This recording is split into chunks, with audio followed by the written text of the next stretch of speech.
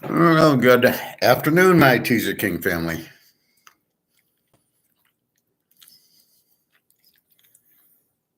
Very interesting video I just watched. An Alistair McLean special. And I'll give you the gist of it. Banking is all about confidence. But if you think about it, everything's about confidence, right? You want to make a bet on a football game. You have to be confident. You're confident on the line, even though if the line's wrong, that's what you're betting. But you got to be confident you're going to get paid, right? So if I make the bet at Caesar's Palace, on Bodog, online with the bookie, however I make the bet, it only works if I win, I get paid. So you have to have confidence that you're taking the risk, you won, and now if you don't get paid, what's the point? And that fundamental idea is behind the whole banking and government problems that we're having right now. Because, where's my spoon? Shit. Hold on, I need my spoon.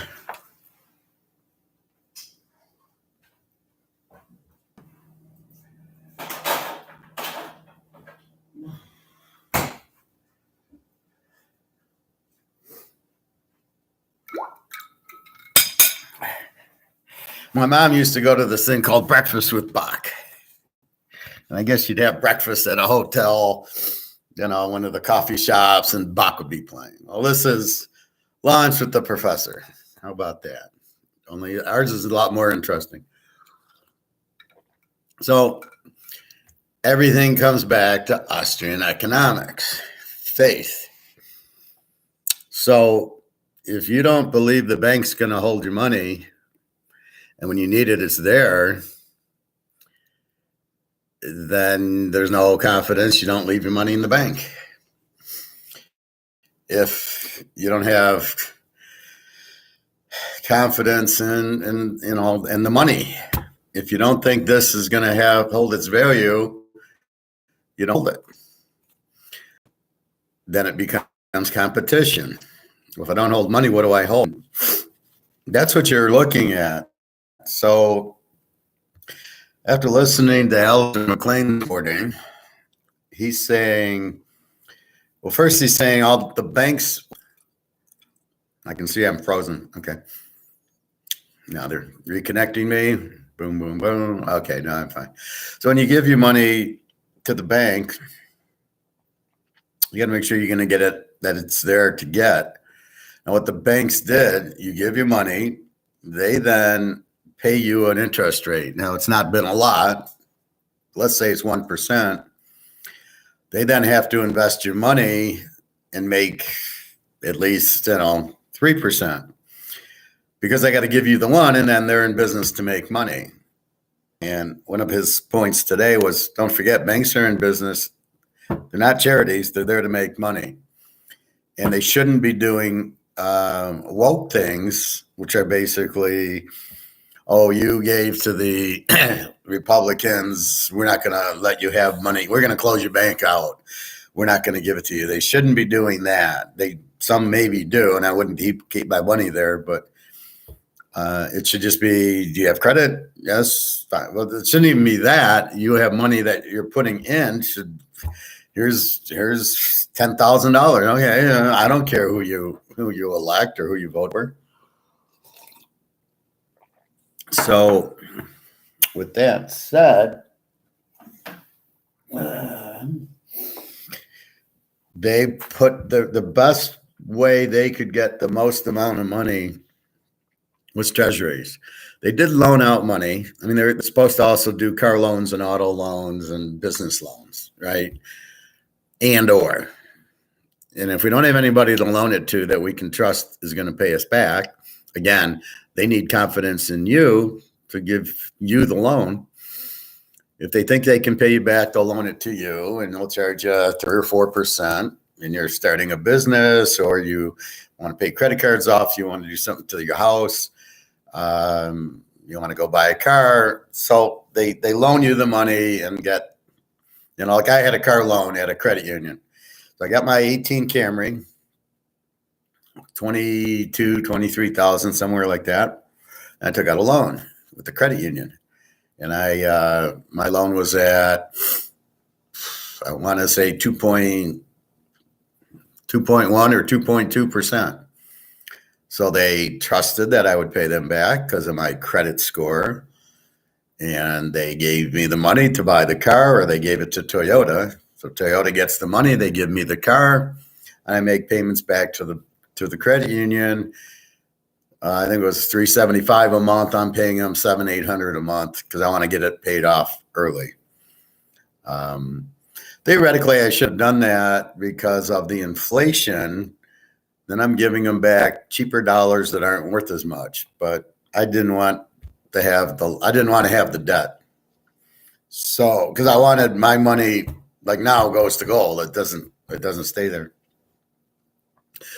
So what Alistair's saying is it's all confidence, right? So the bank gives me the money.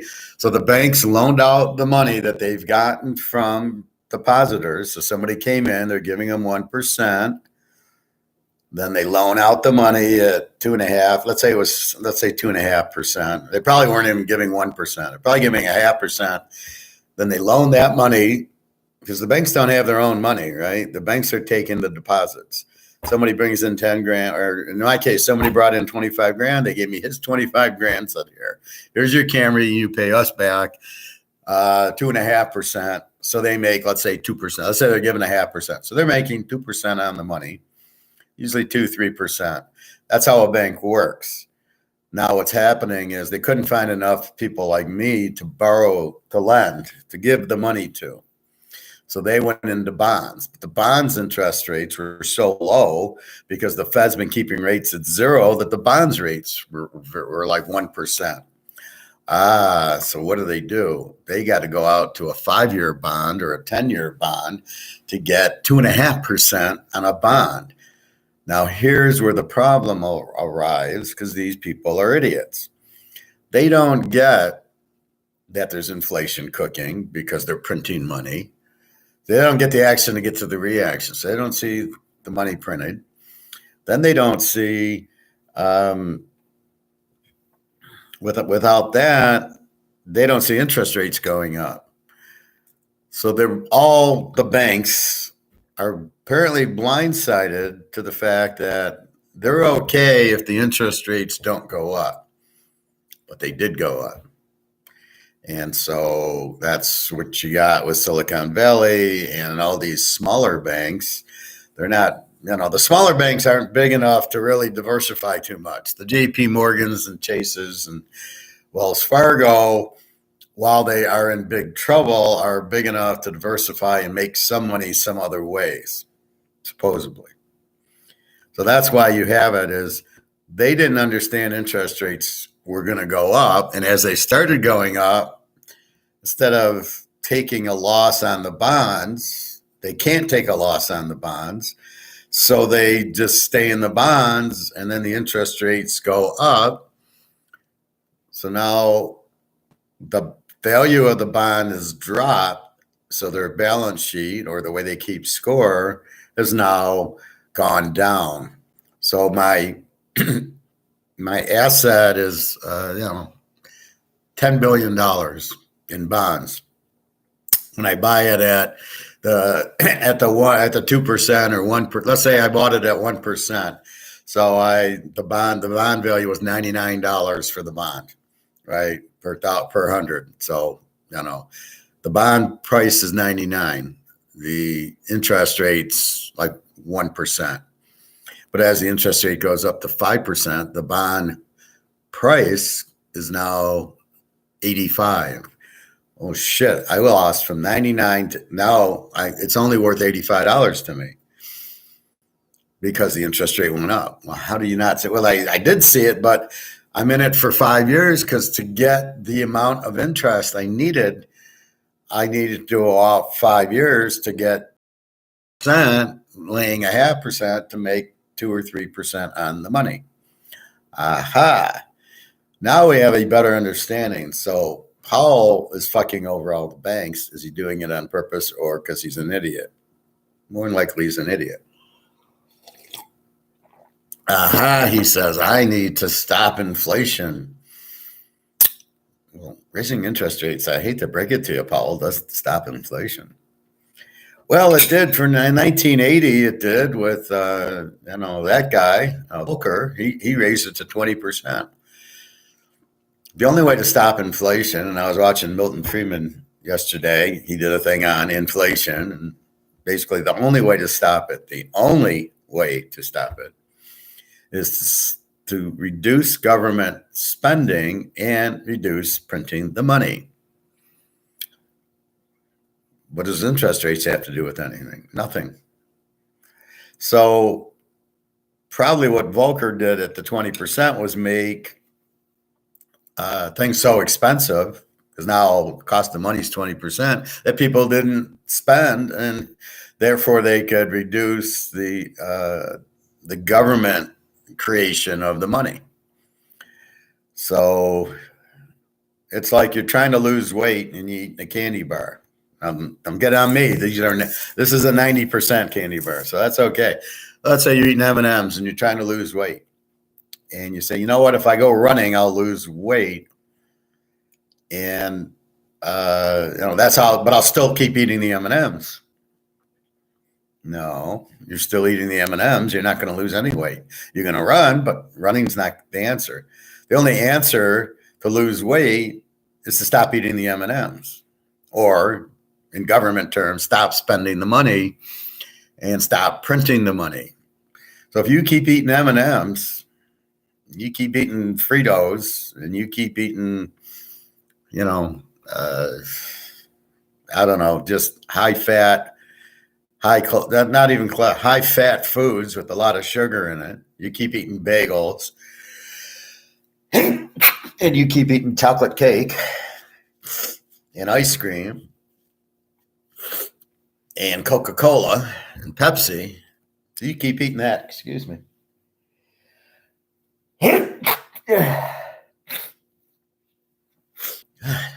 Only when I sit here. So if you keep eating Coca-Cola and Pepsi and chocolate ice cream and cake and pumpkin pie and all that bad stuff for you, all the sugar, you're not going to lose weight. Well, we'll cut back. We'll only eat half of it. You're not going to lose weight. The only way you're going to lose weight is to stop eating them, like what I do. It's avocados, it's dark chocolate, it's steaks and chicken, and no ice cream, and no cakes, and no Coke, and all that. So that's really the only way to do it, is to stop eating it. But the Fed still spending. Oh, we're gonna try the interest rates going up, but you know what? That's not gonna. If you keep eating the way you're eating, you can run all day and night. You're not gonna lose weight. Only if you're gonna get that. So now you're sick and you're dying, and you keep eating M&Ms and Oreos and ice cream and Coke and Pepsi and bagels, and you go, but I'm running. Why am I still sick? Because you're not really stopping what is causing you the sick. Is the sugar. It's the sweets, it's the Coke, it's the beer, it's whatever. So in government terms, until you stop spending and stop printing, you're not doing anything. That's how you stop inflation, is to cut it out. And then what the higher interest rates do is people go put money back into the bank because they're getting 20% on their money. And inflation is 18%. So you're actually a positive 2%. That's why he did 20%, because inflation was, I guess, 18%, let's say. Now we have inflation at 20% and he's at 5%. Are you putting your money back in the bank? No. Do you trust the bank? No. They're going to be bank runs? Yes. Are there going to be bank failures? Well, we're seeing it all over. Credit Suisse just went out. Or they sold to USB, which is another Switzerland bank. But you're basically,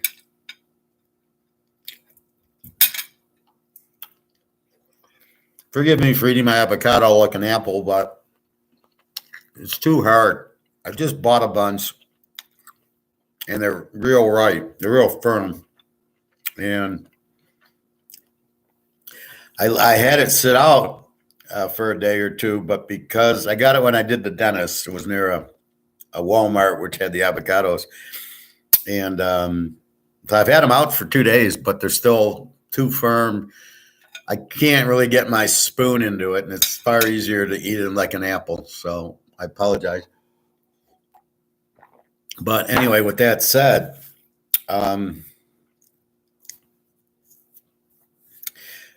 if there's no trust in the banking system, you're not going to put your money back in the bank. So you don't. And that's why they're all collapsing. Now, what Alistair's saying is, but we have to save the banks. They're all dying, but we have to save them. Because if we don't save them, the whole system is based on money. It's based on this, right? We need money as a medium of exchange to survive in the world. CBDCs, no, won't work. Because Russia and China is not going to go CBDCs. So the young economist, Mr. Professor here, says, Austrian economics wins again. Competition. If we don't fix our problem, we'll be in charge and we're all screwed. We don't want to be screwed because our government is corrupt and wants power. Just like Madoff, just like Enron, just like all these other bastards who just steal the money. So, with that said,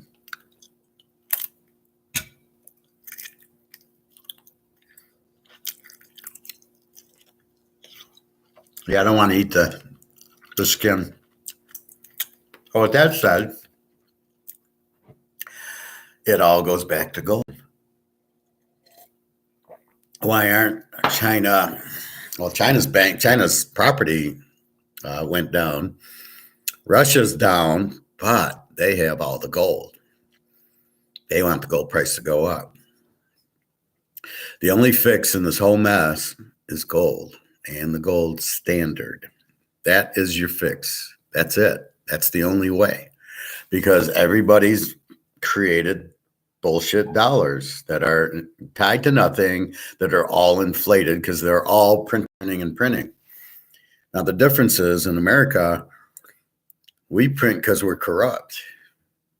China and Russia prints to buy gold. So they're inflating to buy gold. And I just looked at the ruble today. It was 76 to 1. And the hryvnia was 36 to 1. Now, Romania is still 4.5 to 1, and Poland is still 4.5 to 1, even though they're saying there's inflation there. Their dollar isn't showing it. That's where they don't understand inflation. They think it's a rise in prices. So they're going, oh, prices are up. Inflation must be up. No. It's not. That's not why. That's the effect, not the cause. The cause is the money. So as our banks are failing, you go, what do I do, Professor? How do I save myself and my family? Well, I've already said, but I'll say it again. You buy gold and silver because it's the only real money. It's a no-brainer. It cannot be inflated. It cannot be printed. It cannot be copied. And it's accepted all over the world. Now, the banks, I don't know why they don't buy gold at these prices. They're all idiots. But, the story goes, well, because they're Keynesians. Keynesians don't believe in gold. They believe in printing the money. That's why we're in this fucking mess in the first place, is because you got a bunch of fucking Keynesians in charge who we've already proven don't know what they're doing in the 1930s. You brought Hitler into power and you fucked the U.S. by printing, going to war and everything. This is the Keynesians' way out of it. And it's proven it doesn't work. And yet, if anything goes wrong, it's the Austrians' fault. I don't know how. But the Keynesians print it to zero. This is the problem. Now, will it go to zero? Elster doesn't think it'll go to zero, but it'll go pretty freaking low. I mean, it's at 2 now, so what's the difference? They'll come out with a new currency, and then the only answer will be to back it by gold. So that's another support of our gold price going through the moon, because it's the only answer to get out of this mess is gold. So the banks are all collapsing, but the Fed knows they have to save them. How does the Fed save them? There's only one way. So basically, Powell's raising interest rates is screwing all the banks' bonds, because they all bought bonds for 5-10 years out so they could get 3%. But he starts raising interest rates on them, killing the value of their bonds, so their bonds are worth a hell of a lot less than people want their money, because now they're starting to not believe in the banks. Once you don't believe in the banks, the system collapses. You're fucked, right? How do we go buy gas with this? Well, we can't. Nobody wants to be controlled. That CBDC shit will never happen. They can say it's going to happen, but look, if you don't have confidence in the bank, are you going to have confidence in CBDCs? No. So you have that going on, but you have Russia and China with all the gold. Well, as the only answer is to back your money by gold, gold price goes through the roof. So what do you have here? You have, if you have your money, so let's say you're Bobby, you got $500,000 in the bank from playing baseball. I know you probably got more, Bobby, but we're gonna use you. And so Bobby's sitting there going, what do I do? So what I would tell Bobby to do is probably take maybe 200,000 and put it into JP Morgan, a real big bank, because those will be the last to go. But as we now know, they have to save that bank. And they're not going to do bail-ins, they'll do bailouts. The bail-in is when the bank steals your money.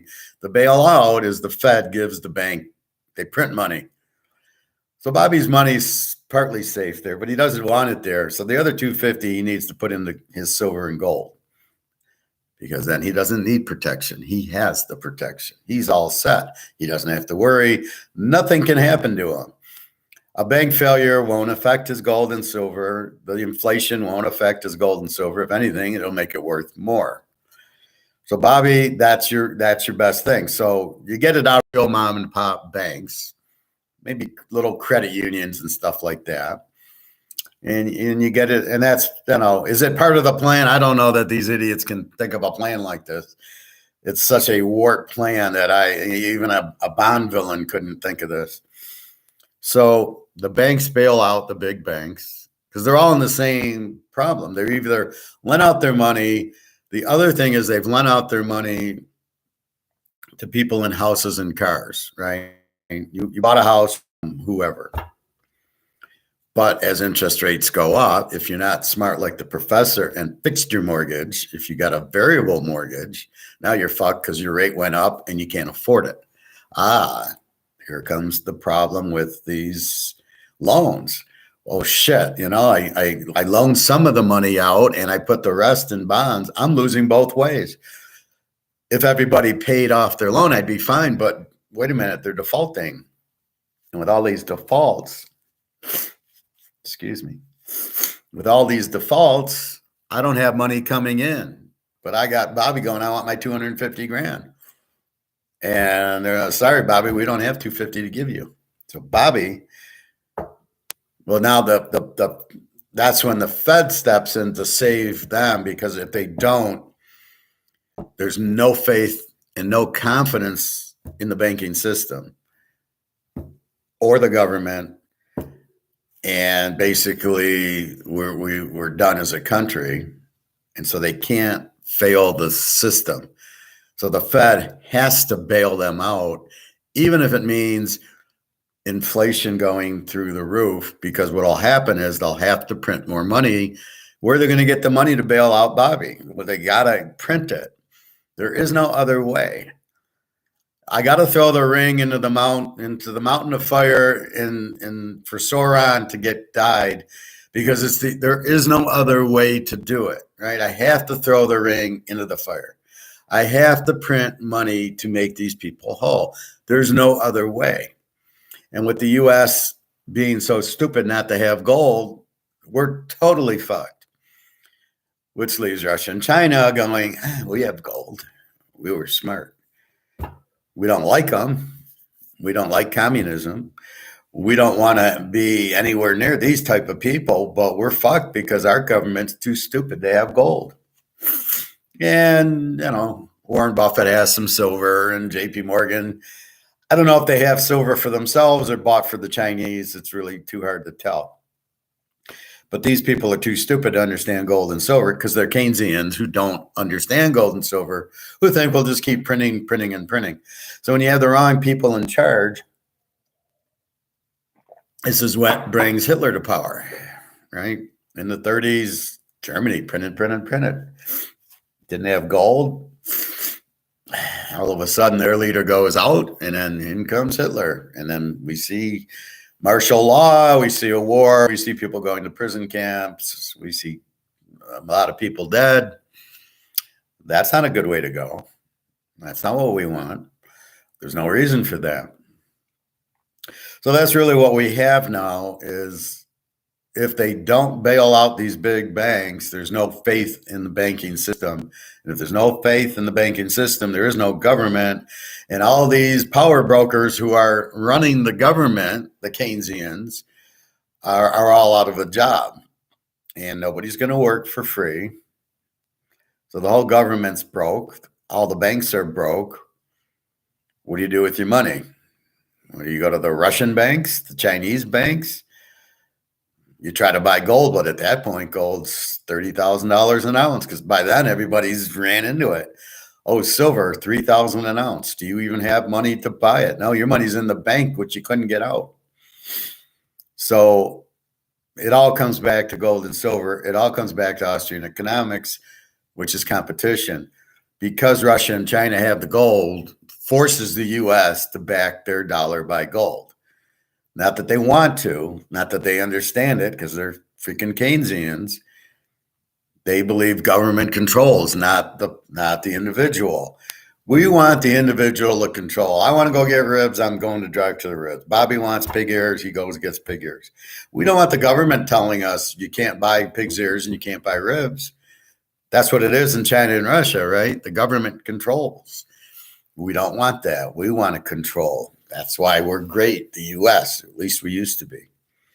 So with that said, this is what the problem is. So you keep your money in the bank.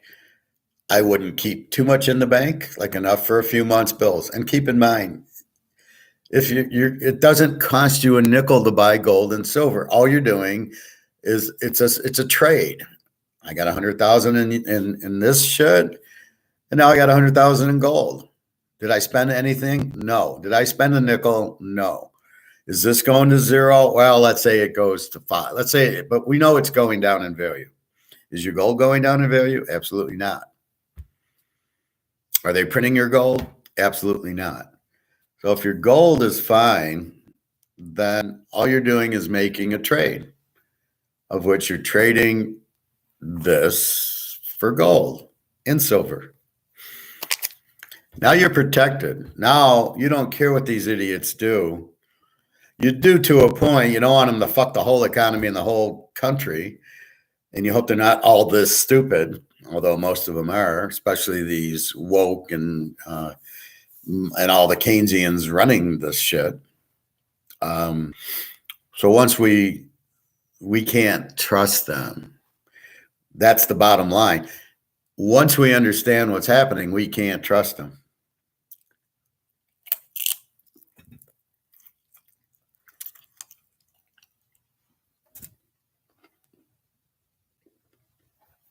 So with that said, what can we trust is gold and silver. So that's why it doesn't cost you anything, and now you're protected. And until you can get the faith back in the government and in the banking system, you just kind of watch. That's all you can do. If you need to go to a different country, you move. Simple as that. This used to be a great country when we did everything right. Now the question is asked, well, what about this control and the central bank digital currency and all this crap? It won't happen because of the Chinese and Russians. They don't want to be controlled. They got all the gold. They don't need it. We need it because we don't have any money. So we're going to need money and we're going to need it. But because of China and Russia, the government's not going to give up their power. If the government allows it, they'll be powerless. Like, how does the government work if we're all on central bank digital currency? JP Morgan won't be able to print. The banks will be out of business. The government's basically out of business. Are the defense contractors going to be in business? Is Coca-Cola going to be in business? I doubt it. So if nobody's in business, who wants this? Nobody wants it. It doesn't fit in with business. Nobody's going to sit back and go, oh, shit, we're not going to make Coke anymore. So that'll save that whole central bank digital currency. But if you have gold, you're not in the central bank. You don't need them.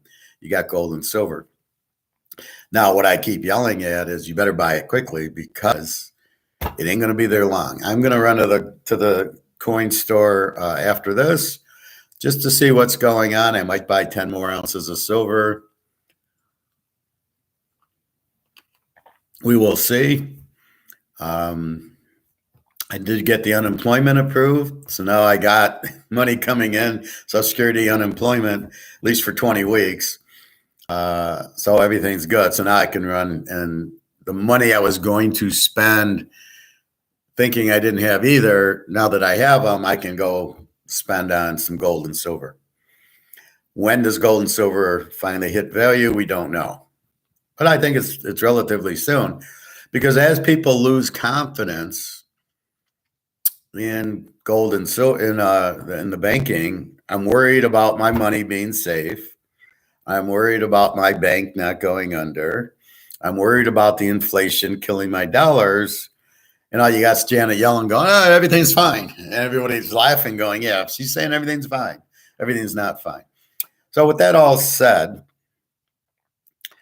people lose confidence, and then they ask the question, where do I put my money? Bitcoin? I told you that yesterday. No way. So that leads you to gold and silver. So the buying of the gold and silver goes up, which should make the price go up. So let's go to gold and silver right now.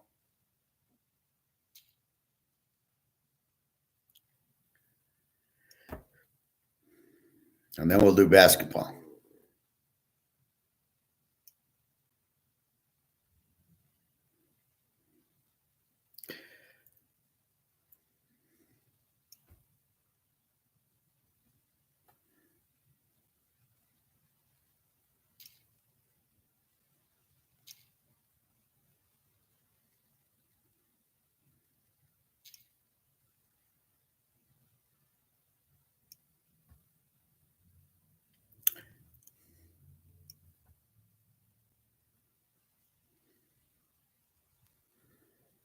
So in COMEX, gold's at 2013. Still a fake price, but it's up $46 today. On the goldprice.org, which I think is more of the physical price, it's up $25 to $19.94, but I think it's going towards the COMEX. So call it 2000. Our 10 o'clock happened at 9:30. So every once in a while, it happens a little earlier, and then you can see there's our little down, and it went down to 1967. Now it's at 1994. Silver is 23.17, is the biggest joke in the world. So I'm going to run out, probably buy another 10 ounces of silver, $4 over, so it'll be $27. So it'll cost me $2.70. Who gives a fuck? At that price, it's a joke. So you can see big demand for gold and silver.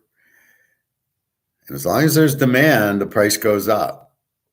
And my point is, the demand for this is shrinking. The rest of the world doesn't want it.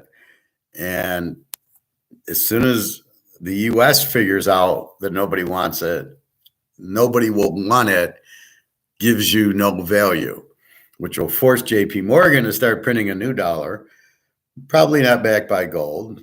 And it'll be enough to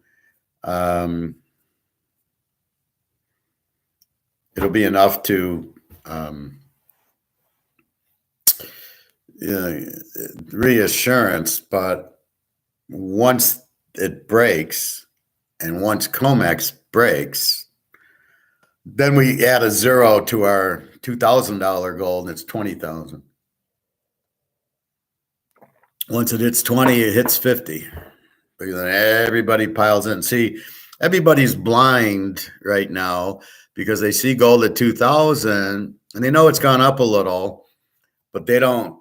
That's not the taste. That's not the real value. So they see gold at 2,000. Well, gold's not going anywhere. I'm not going to move my money into gold, which is what they don't want you to do.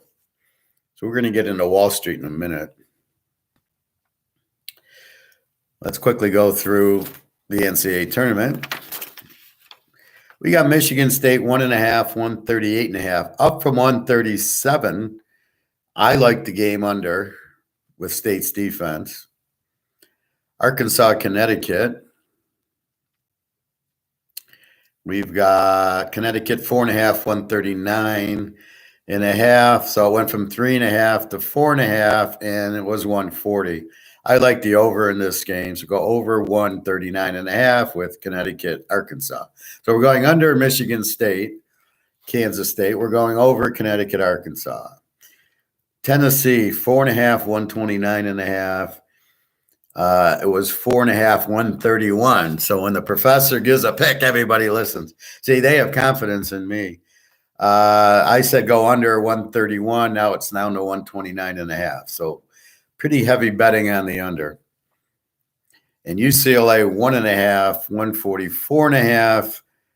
It was 2.5, 145. So really, I probably rounded to 144. That hasn't moved. The 2.5 went down to 1.5. Take UCLA 1.5. So we're going UCLA minus 1.5. We're taking the Tennessee under. We're taking the Arkansas over, and we're taking Michigan State under, a good under team. So that's your college for tonight. We will talk college for tomorrow. One thing that was intriguing, listening to Michigan State on the radio, one of the players was saying, oh, we knew every play that Marquette was going to run, and when they're in this set and the back screens, and we knew how to play them. And I'm thinking, then how did you lose 12 fucking games this year if your coaching staff knows all the other plays of the other team and you know where to go for them? How did you lose 12 games? So I found that comment really strange because I'm thinking that doesn't make any sense to me.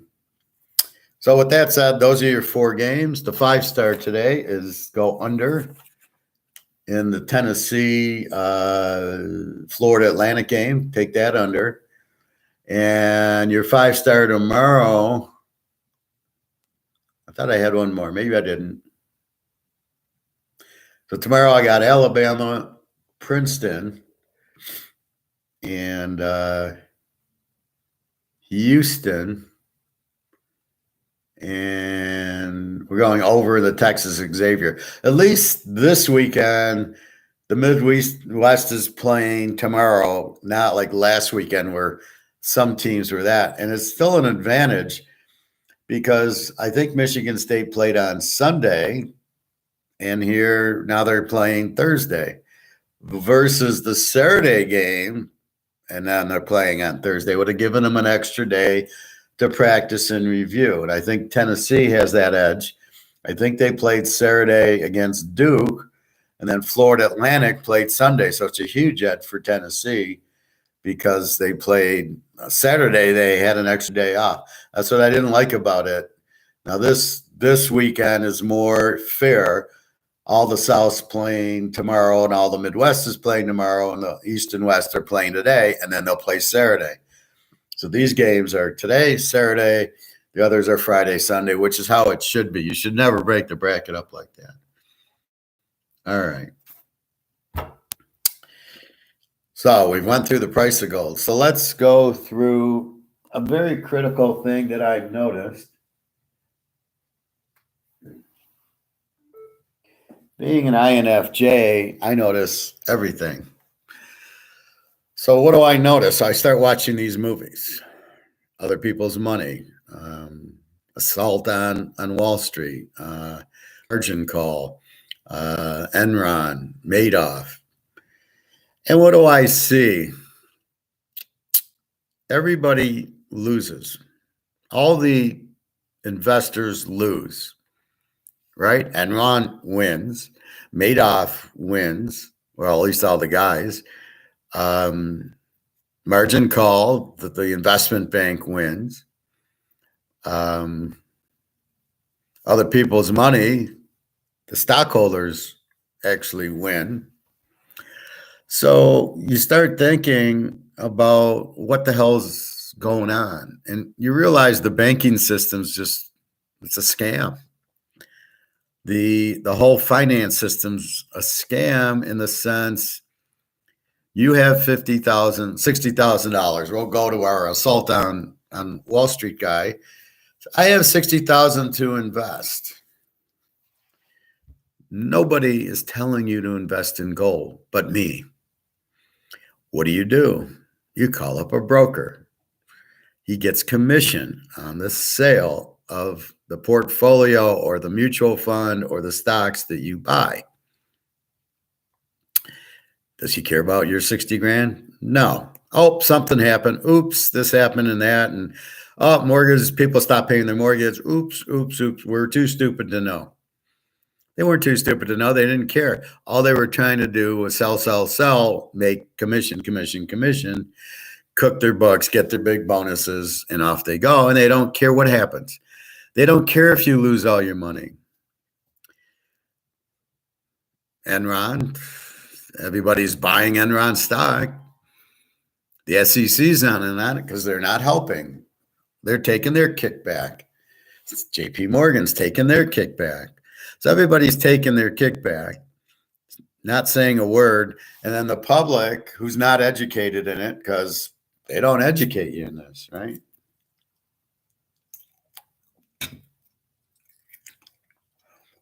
The only person that educates you in this is me. They don't teach Austrian economics in school anymore. I got it in 1995. It's 2023. It's almost 30 years from now, or 30 years ago, that I took it. Because I'm an INFJ, I like helping people. You're lucky. Excuse me. So 99.5% of the people are going to go into mutual funds or stocks. The guy at Myers, I got my money in Amazon. It never goes down. And I pull up the chart, just dropped 10 points in a month. Oh, really? It never goes down. Oh, okay. So you watch the stock a lot, apparently, because in the last month, it just went down 10 points. But he's a doctor. He's smart. So you got people that have no fucking idea. They work hard for their money, and then they're smart enough to pay their bills and have money left over, or they inherit it, or they made some good football bets with the professor, or whatever they did. And you got to get it. See, having your money in a stock is really not an asset. It might be because it has value in asset, but it's extremely risky. Why? Because to 100, and you don't know. They're not going to tell you it's dropping, and then you see it drop. You don't know. You're just sitting there going, what happened? You wake up, it's down 30 points. you're fucked. Oh, it only goes up. Yeah, stocks only go up. Yeah, really. When I graduated, I went to like a Merrill Lynch guy, and I don't know if I was married yet. I had like 10 grand to invest because I'd made money betting football and, working at the grocery store when $10 an hour was a lot of money back in the late 70s, early 80s. So I'm making 1,700 on a weekend betting football games when 1,700 was a lot of money in the 70s. And so I go into Merrill Lynch. Now, I don't have my master's at this point, so I'm blind, but I do have my INFJ. And I sit down with the stockbroker. I just want something safe. I don't want to lose. So he shows me Pepsi. And the trend on Pepsi is like this. I said, well, where's it going? He says, well, he takes out a ruler and he just draws a line. I'm thinking, it doesn't work like that. I'm not into the stocks that much at that point, but I'm into football and poker, and I understand trend analysis, and it never fucking just goes like this. So I get up from his office and I walk out. I'm not interested in this guy. Now, had I known what I know now, I would have been buying gold since 1971. As soon as it was $35 an ounce, I wish I had bought. Anytime I got a paycheck, I would have turned it into gold. But that didn't happen. But it's it's not part of the game because they can't control it. So they know when a stock's going to tank, when Credit Suisse is going to go broke, when Enron's going to go broke, when all these stocks go down. I'm telling you, Ford and GM are going to go broke because they're all in electric cars. There's no demand for electric cars. You're making a product you can't sell. Goodbye. So if you're in Ford and GM with higher interest rates, get the hell out of them. What are you thinking? It's going to take more money to buy the car because of the higher interest rates, which you don't have. How is sales? What are sales of cars going to look like? Yeah, nothing. Oh, let's add their electric cars that nobody wants. Say's law, right? You're making a product, but demand is down here. So you got to sell it for like $2,000 to make any sales, but you can't make it for $2,000. So that's what you have. But if you're in it, you don't, all of a sudden you get the shit beat out of you. You wake up and your stock's down 50 points. Now, I read today that 6 stocks are going up because the Fed's printing money, putting them in, and all the other stocks are going down. Apple, Microsoft, Facebook, one I never heard of, Tesla. Why would they be going up? Well, Apple, who's going to buy a phone? Facebook, I don't know about that. Tesla, certainly not.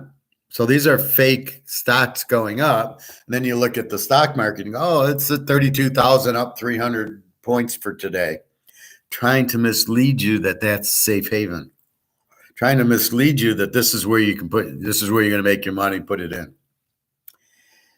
And you, not being educated by the professor, have no idea. So the thought of gold doesn't enter your mind. The thought of, well, I'll put my money in Apple or Tesla or Microsoft. Okay. Because you look at now, it's going up. Oh, it's not going up. It's fake demand. It's the same as keeping gold down is being manipulated by the wizard with pulling the strings with the puppets. Well, eventually, you're not going to be able to keep printing money because it's not going to have any value. Those stock, Tesla's going to show bad earnings, and I don't know how Facebook makes money. Apple's not going to show earnings. Who's going to buy iPhones? You have a worldwide depression going on. Are we in a recession? We're in a depression. right? I've been looking for a job for 5 months. I got a master's in finance and 25 years experience at Mercedes, Ford, and GM. I can't get a job because nobody's hiring, and they don't want to pay me. They want to pay me less. So, good luck finding a real job, like a finance job, and it's corporate finance. It's not sales. I'm doing budgets and analyzing and stuff like that, which I learned from analyzing football, right? Which helps me analyze basketball. So it all comes around. So what you have is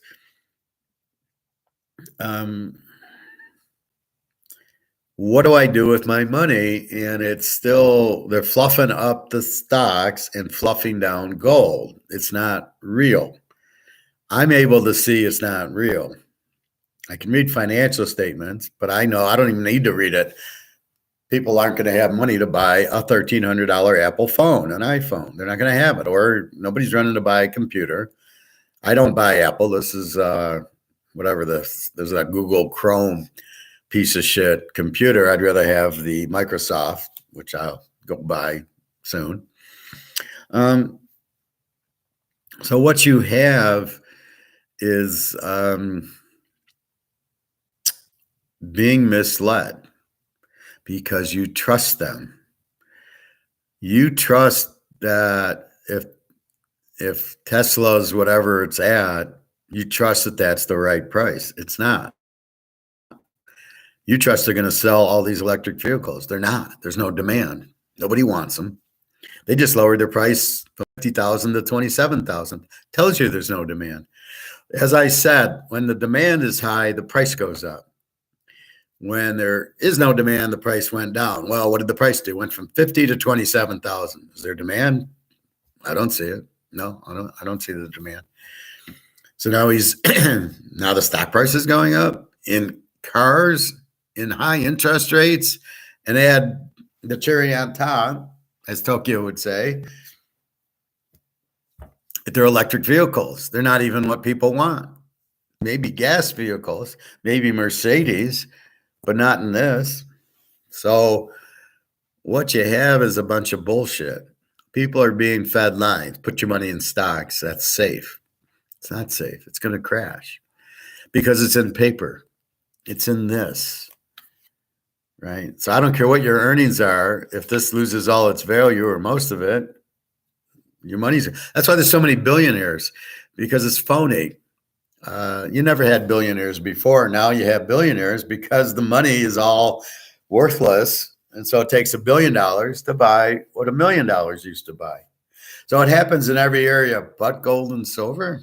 So gold and silver are excluded from the inflation knocking the price up. It's not makes sense to me. Does anybody tell you to buy gold besides me? No.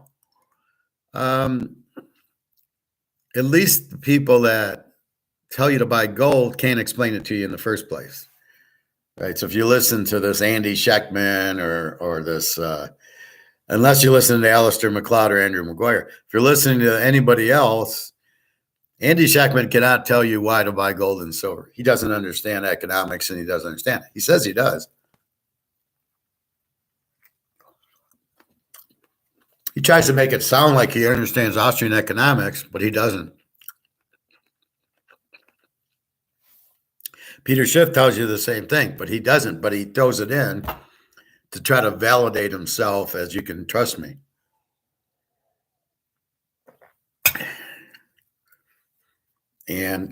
But he doesn't. They don't know why gold is low. They never bring up paper. What do they say? The supply short, so the price could go up, which is supply demand in a regular market. This isn't a regular market. This is price fixed by JP Morgan derivatives. That's why. Now you know. But they're not telling you that. They're just saying the supply's low, people are buying, the price is going to go up. The price ain't going up till we blow up the derivative market, or until Russia, China come out with a dollar backed by gold, or this gold exchange that Russia and China are trying to do to get to the real physical price, because they got all this gold that they want the value to go up. In the meantime, the competition is the U.S. going, we don't have any gold. we don't want the price to go up, because if the price goes up to 20,000 an ounce and we don't have any ounces, and the Chinese and the Russians have tons of gold, we're fucked. Now, part of the problem is if they admit that gold is good, nobody will want, they'll all dump this for gold. That's the other fear the U.S. is worried about. And JP Morgan, since he has the monopoly on printing the gold, if you know about gold, you leave the dollar and then his monopoly's gone. But if he doesn't, and now the dollar's losing the value, guess what, buddy? Your monopoly's gone either way. So JP Morgan's basically screwed, but he doesn't know he's screwed because nobody wants the dollar. And he doesn't understand. He thinks people will run into stocks. And I'm saying, no, you run into gold and silver. Gold and silver gives you zero risk, and you're going to make a great return. Tell me where else you can have zero risk, no government involvement, except for when you sell it, you'll pay a little tax. Big fucking deal. If I buy silver at 25 an ounce and then I sell it for 2,000, I'm not paying a tax.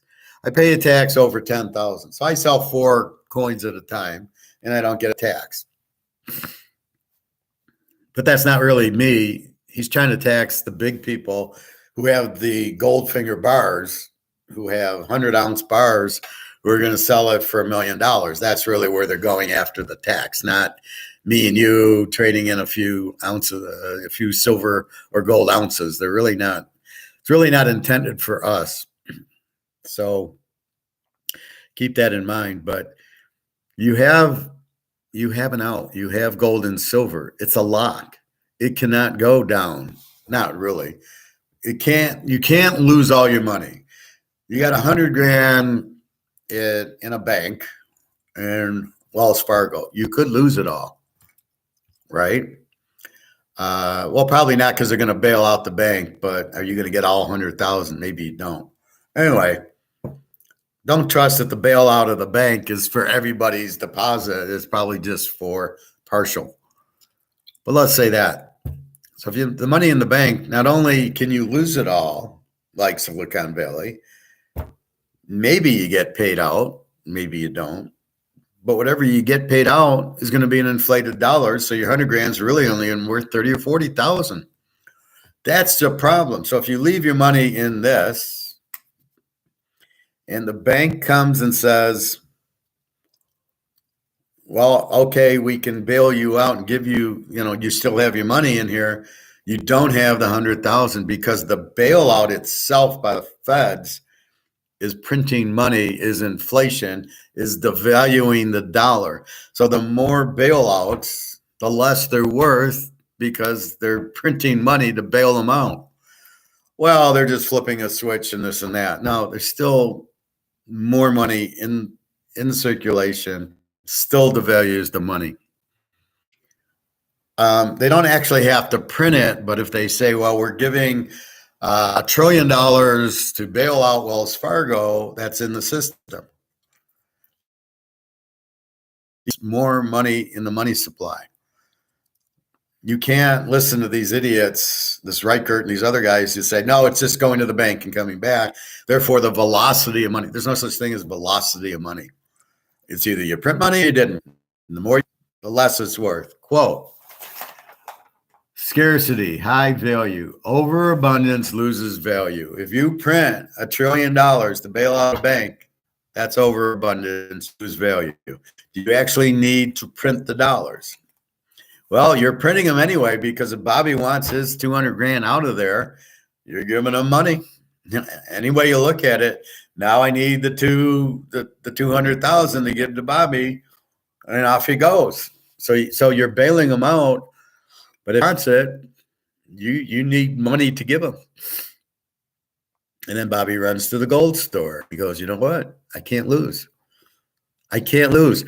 I don't have to worry about my 200,000 being gone from the bank, and that the 200,000 is now worth 125 because they just inflated the money to cover it. They printed money. Where else can they get it from? So they're printing money to keep the system going, right? So do you still have faith in Wells Fargo, even though it went broke? It's going broke, and they run the government. And so they can't fail themselves. So the advantage is them running the system can't blow up the system where they're not running it anymore. So to save their own ass, they have to keep the system running. So with that said, that's what's going on. So if Bobby just takes his money out of the bank and buys gold, and he leaves a little bit of money in case there's, he needs to go to the dentist or he wants to go on a vacation, So, but he can't wake up one day, as in Attack on Wall Street, and the guy lost his 60,000. I just need my 60,000. You don't have it, it's gone. If he's got it in gold, it ain't gone. He just goes, I got all this money in gold. And him and his wife are dancing, going, God, you're so smart. You had your money in gold and silver. And we didn't lose it like everybody else on Wall Street. Well, I did listen to my broker, and he told me to buy a mutual fund, a REIT, a real estate investment trust, which is going to pay me 8 to 10% with no risk. That's not possible. You can't get 10% and no risk. It doesn't work like that.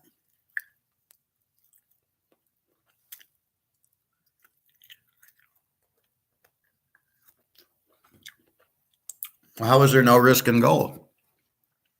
Because you have the coin, and there's no way you can lose value on the coin unless they find 1 million ounces in some mine, which probably wouldn't affect it anyway. The only way you can lose money in gold is what the Romans did. They debased the currency. So the 1 ounce gold, they took all the gold out of it and put copper in. So theoretically, there was no gold in the gold coin. That was the inflation. But if you had gold coins, you didn't lose anything. So that's what the Romans did to steal the gold. But the gold itself didn't lose value. So you could debase the currency by taking the gold and silver out of the currency, like what we did. 1964, the half dollars were silver. And then after that, they were no longer silver. Now they're nickel or whatever. Something not worth anything. So the face value of your quarter is 25 cents. It buys about 2 cents worth of stuff. And but it's not even silver anymore. So to buy silver, you got to buy a 1964 half dollar or get it in change if you're lucky enough to. Even the casinos don't use coins anymore. What do? You get a slip. You put the slip in the machine, they give you bills, right? So if it's 10.50, so you're playing, I don't know, quarter black, and you cash out 22.50, you get a ticket, and you take the ticket to the machine, and the machine runs it through and says, here's your 22.50, gives you a 20, 2 ones, and 2 quarters. So you can't even get it at the casino where you used to get silver dollars. If you played a slot machine and you won $100, you would get 100 silver dollars. So anyway, so we're kind of like hidden, us gold people. They don't want to tell you to do it because if you got your money in gold, you don't have it in stocks, and you can't lose all your money. And they want you to lose all your money. They won't say it, but the game is rigged where you put your money in, and then they keep playing till they lose it all. So it's almost like, well, we'll bet football games with it. So we're Wells Fargo. Okay. Oh, we got all these people gave us their money. Well, that's nice of them. Let's bet on the 49ers. Oh, it won. We're okay. Let's bet on the Lions. Okay. We'll bet on the Bears. Okay. Then we go and we bet on the Jets, and we lose everything. And then we go to the Fed. We lost everything. So all the people that gave us the money now have zero. And the Fed comes in and says, oh, well, we'll reimburse you because we're the Fed and we got to make you look like you know what you're doing. So we're going to bail you out. So the $1 million you lost on the Jets, not a problem. We'll make you whole. Wouldn't that be nice? So who wins? The guy making the big bet, the bank who bet on the Jets and lost, doesn't lose. The people that gave the bettor all the money are the losers. They don't get their money back, right?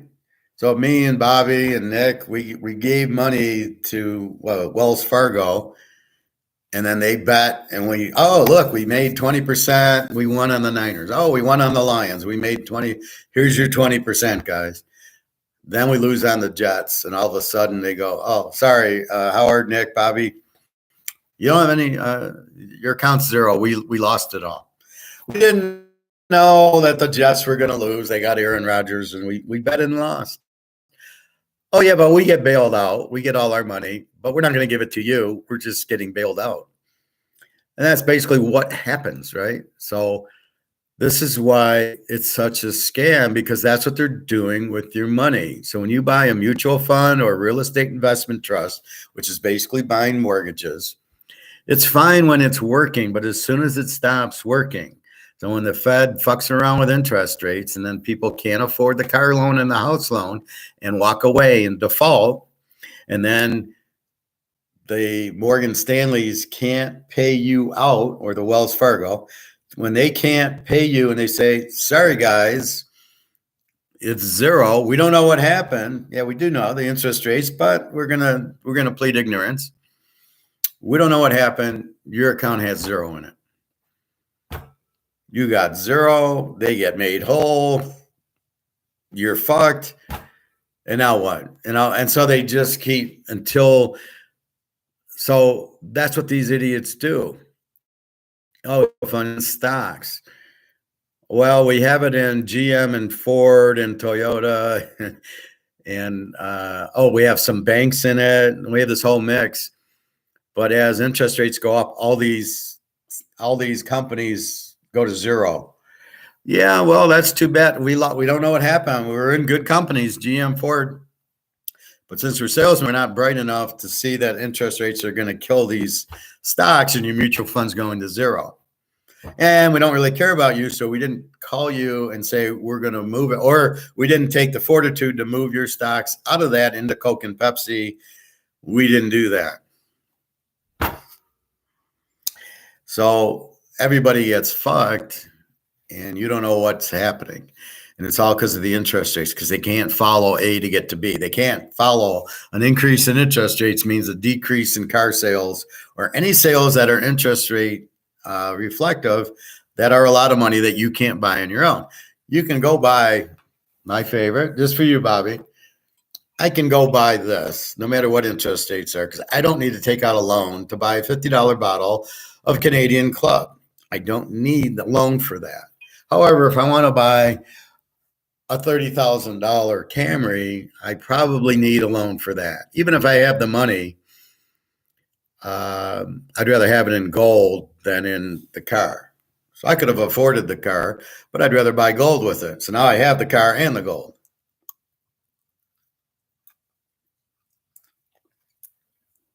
So keep that in mind.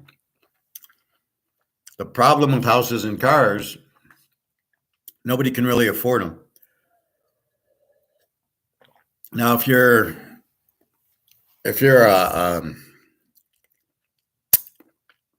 let's say you're Aaron Rodgers and you can afford a house, their mistake is when they don't pay for the house. I'm going to buy $1 million house. Here's the $1 million.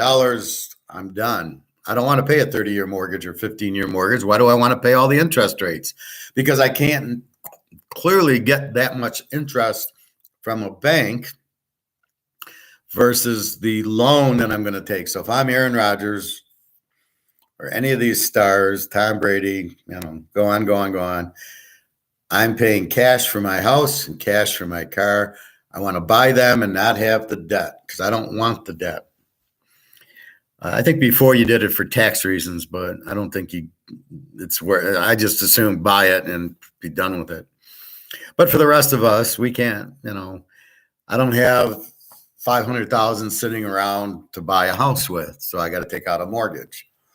And so interest rates are that. So The problem is you're sitting there going, I don't know what to do with my money. I look at, I guess, mutual funds. What are my choices? I buy stocks, I buy Bitcoin, and I buy gold. But I don't even know to buy gold because nobody's telling me gold. I go to a guy who I think knows, but he's not even my friend. Do I really have faith in this stockbroker portfolio manager that I meet at Merrill Lynch? Do I have any faith that he knows what the fuck he's talking about? Well, he's been there for 20 years and, okay, I guess he must know or he wouldn't still be working there. Was he a janitor the first 19 years and now this year he's promoted? What's his style? How does he pick winners? Does he get me out when I need to get out? What's one thing I do? I'll tell you, Connecticut, Arkansas. Well, I don't know. I wouldn't advise playing the game as much as playing the over. I talk you out of it. Georgia TCU final game. What did I do? I talked you away from Georgia TCU and I talked you into the over. I took you to a comfort level that I knew was going to win versus not saying anything and you guys bet TCU and get your ass kicked. Or Michigan TCU, we're all over TCU. And I talked you out of Michigan down to 1, but play TCU in 13. TCU wins the game. So as your financial advisor, I would have talked you away from Michigan and said, take TCU. Does your financial advisor talk you away from a drug stock or a grocery stock, or is he talking you away from Tesla, or is he talking you away from Ford and GM right now? You call your broker. What do you think of Ford and GM? Oh, I'd buy it. How about the interest rate? How about gold? I don't make commission on gold. Why don't they make commission on gold? Don't own the ETF that's not physical gold. You can only own physical gold. Do not make that mistake thinking you have an ETF that you actually have gold. You don't have shit and you'll never get it.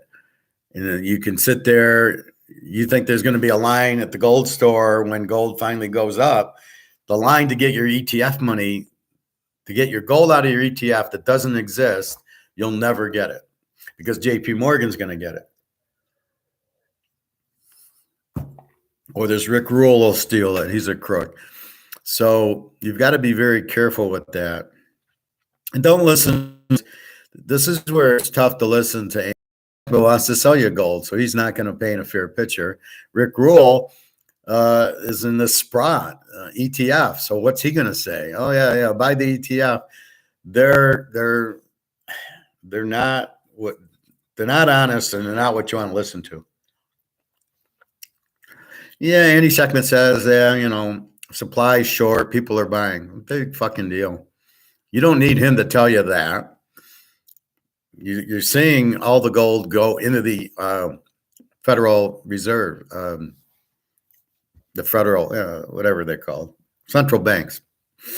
You see all the money going there. You don't need him to tell you it's going there. You can see it's going there.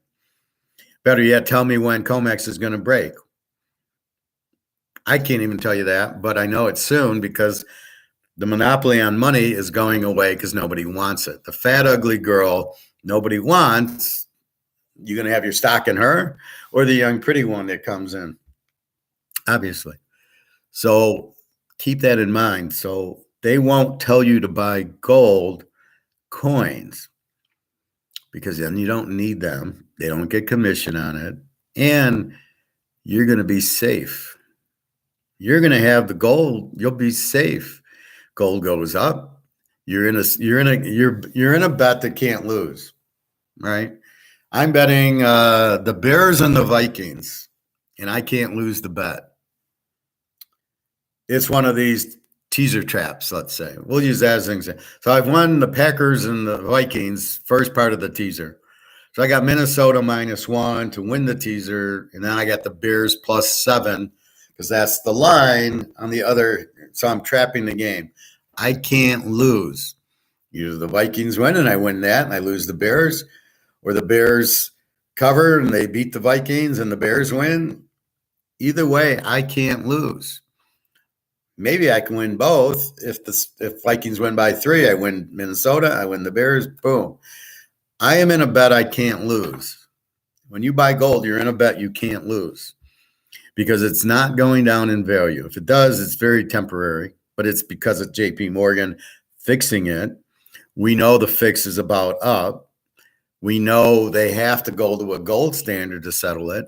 We know if they keep things going Keynesian, there won't be a Shire Pippin. There won't be gold. There won't be banks, and there won't be a government to run it. And all these clowns in charge will not have power or position. So therefore, it's in their best interest to not fuck the whole system up because they're fucking themselves up, right? If I'm running a company and I blow up the company, what am I running? I'm not running anything. That's the problem. So they can't just let it blow up. Oh, but the central bank digital currency and then Adolf Hitler is trying to do. But then they give up their power. And as we know, people who are powerful, JP Morgan and this BlackRock idiot and this Vanguard idiot and the other guy, Buffett, they don't want to give up their power, and they're not going to settle. They're not going to join Sauron and all of them be together. They're all want their own piece of the pie. There was no way Buffett is going to join JP Morgan, and there's no way BlackRock guy is going to join Vanguard guy. They want their own power, as we see in every freaking movie. There's one guy in charge, not 4. They don't share power. They won't agree on anything. You think Buffett's going to agree with JP Morgan? No, never. So you don't have to really worry about that. So, but to keep their power, Morgan needs either to keep this monopoly, but once he realizes it, I assume he's buying gold and silver, and then he's going to let it go, and then he's made all this money on gold and silver. So that's what I think is happening, and very quickly. The Russians are forcing the hand. God thank competition, because if the Russians 30 and 40,000 tons of gold, the one with the gold makes the rule. Now you can't. Well, we want to play, so we're going to do what they can. So I assume they've been buying gold, but not the government, because they're run by Keynesians and all these woke people who have no freaking clue. Well, we want, we don't. Well, I better not say. I don't want to get a strike from YouTube, but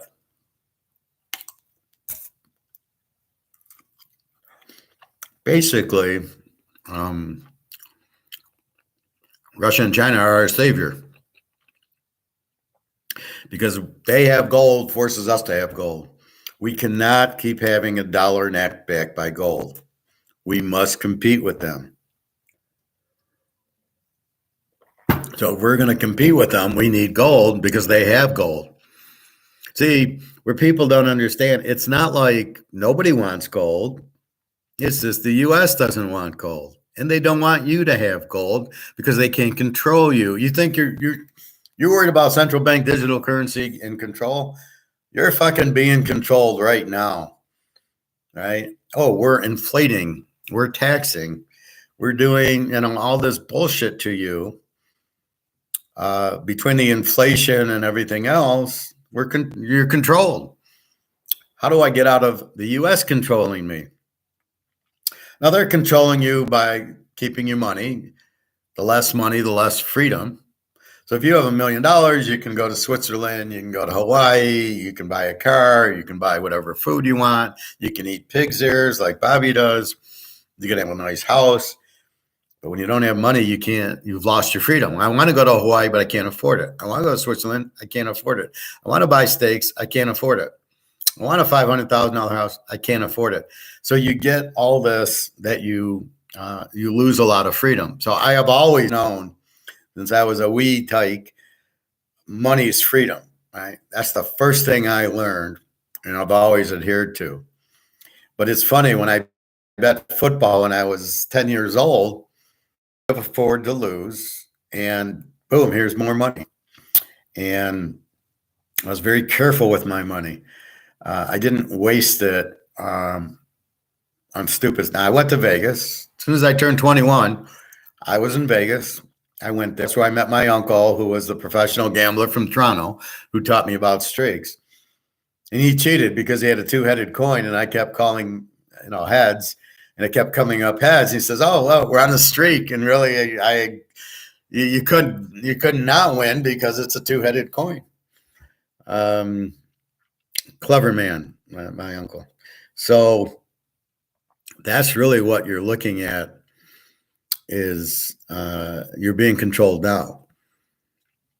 So your out is gold and silver because they can't control you. They can't. All right, they tried taking it back because we're on the gold standard in the 30s, but we're not on the gold standard. If you go to the gold standard, your gold's going through the roof. And then if you need to, you fly to Europe, or you fly to Canada, or you fly somewhere and you store it. If you can't store it here, but we should be able to store it here.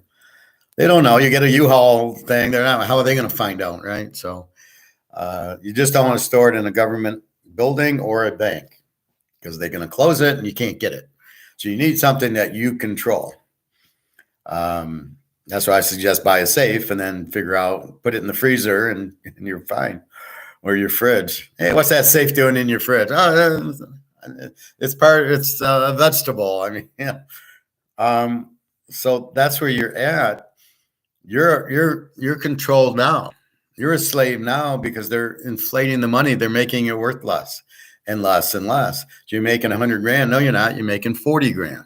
You just don't know it.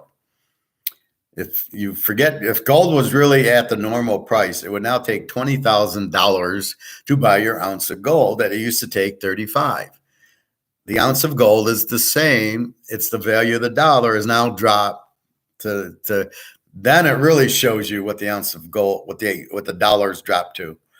But by keeping it at 2,000, you don't really understand it. So you really don't have a measuring stick on how much the dollar's dropping. That's the key. That's the slavery. So you're holding something that's losing value. Buying a stock is not an out. Then we get the Bitcoin, which isn't money and isn't gold. What are you buying? You don't even know what you're buying. Buy real estate, but that's expensive, high interest rates, and it's already gone up. It's declining. So you're going to buy in a declining market. You might as well hold your dollars in a declining the value. That leads you to gold. A, it's not declining. B, government can't touch it. C, you have it. You can touch it. You can, if you need it. You don't lose your 60,000 with it, right? You can't lose with it.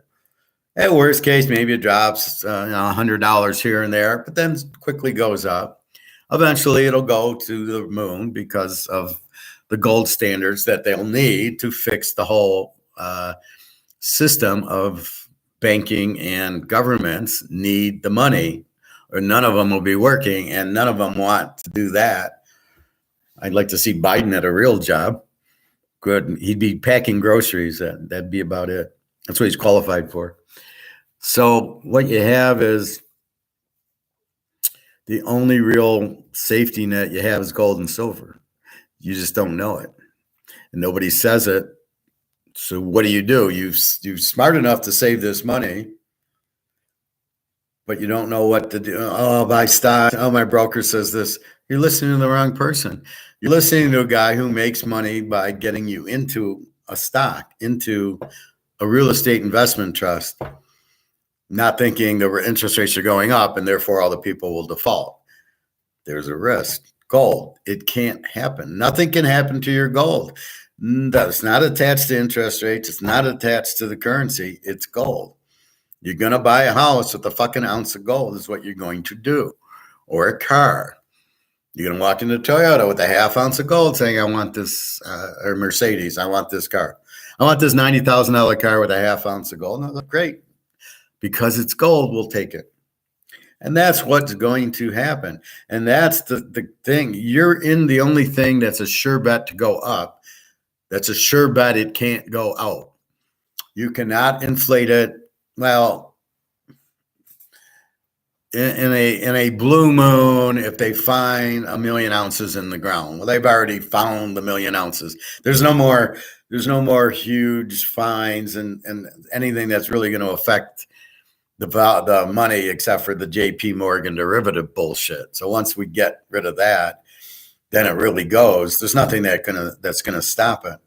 So you sitting on something that's going through the roof, that hasn't gone yet, that you can still get. You don't understand how lucky you are. There's no way it should be 2,000 an ounce now. It should be 20,000. And how many people, oh, I'll buy an ounce, right?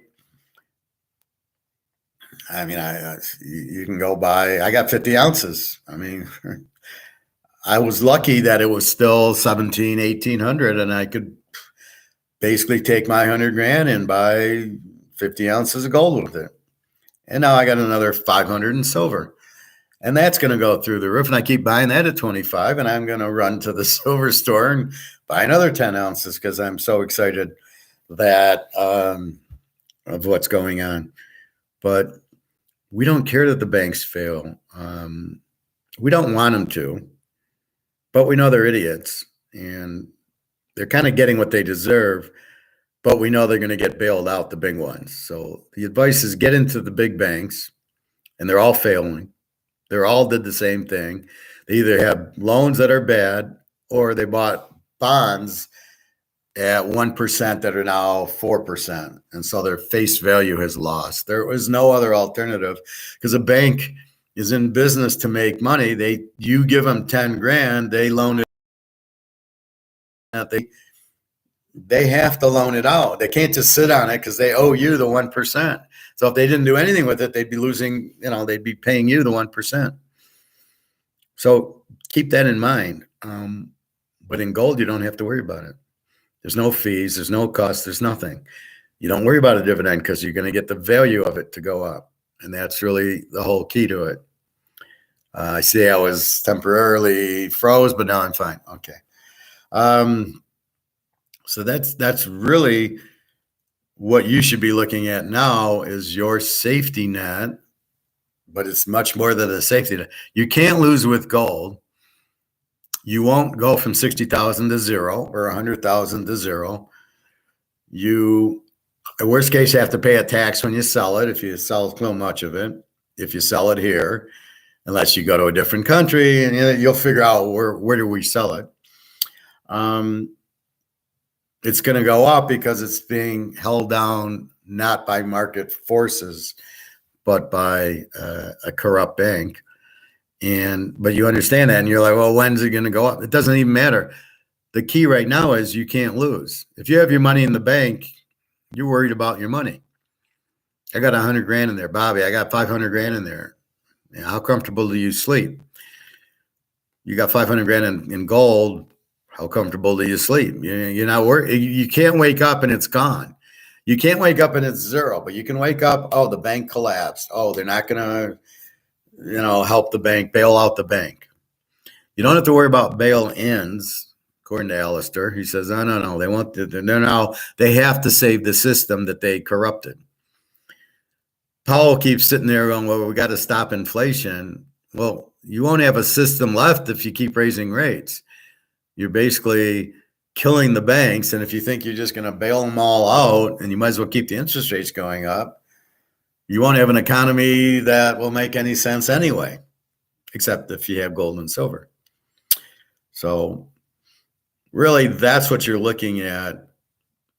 But nobody's going to tell you to buy gold, but it's the safety. It's not only you can't lose with it, but you're about to make a fortune and you're about to buy it very, very cheap. It should never be this price. With a war going on and inflation throughout the world and all this debt, gold should be 20,000 if it's a nickel.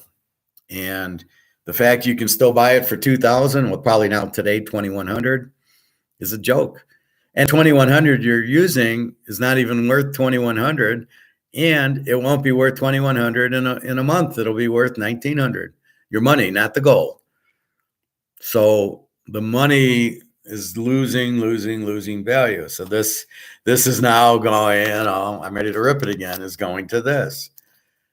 That's a fact. That's for sure happening. That's what inflation is. The gold doesn't do it. The gold goes the other way. So by holding your dollars, you got 100,000 in the bank, really worth 75,000 now. Because you can only buy what because tuna's more expensive, and Pepsi's now $2.99 a 2-liter. Well, it was $1.59. That's the dollar losing value, not Pepsi raising their prices.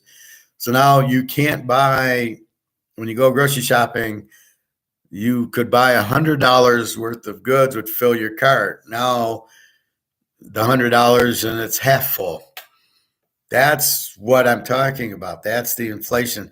That's the value of your money dropping. Nobody's raising prices. It just takes more dollars to buy the goods. And that's what you don't see or understand. And that's why they'll say inflation's prices. No, it's killing the value of this. So it takes more of these to buy the can of tuna, to buy the Cheerios, the Oreos. That's what it's about. So the longer you hold this, the less it's worth. That is the problem. So we can show it in gold, $35 to $2,000, but we can't go from, but the real price is $20,000, right? And we can't show that because they're not allowing it to go to physical. So Russia, China will force the gold standard, which will force gold to go through the roof. We just got to wait. When, we don't know, but we do know it has to happen because the whole world's getting fucked holding these inflated dollars. The only out is to back the dollars by gold, which Russia, China are trying to do. Everything else goes bankrupt. But I have gold and silver, said the professor, and I am fine. So that's today's gold lesson.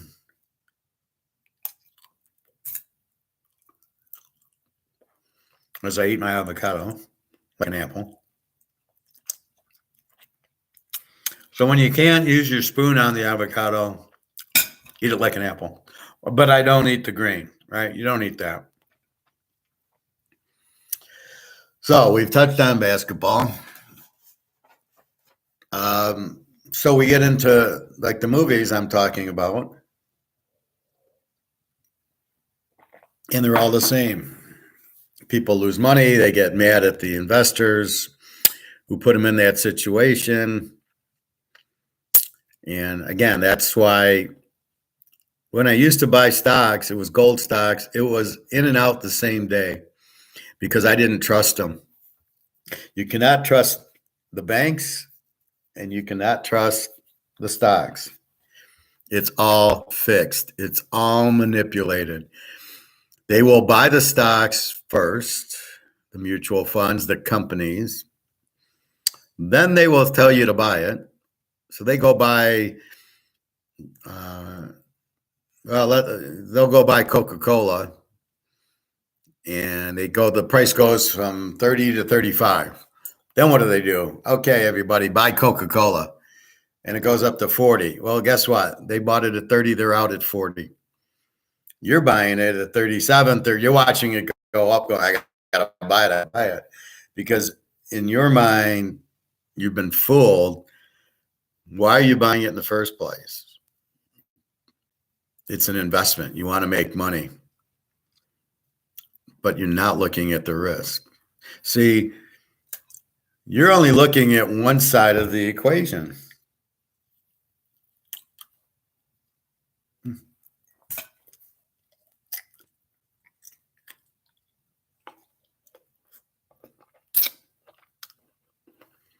You're never looking at both sides.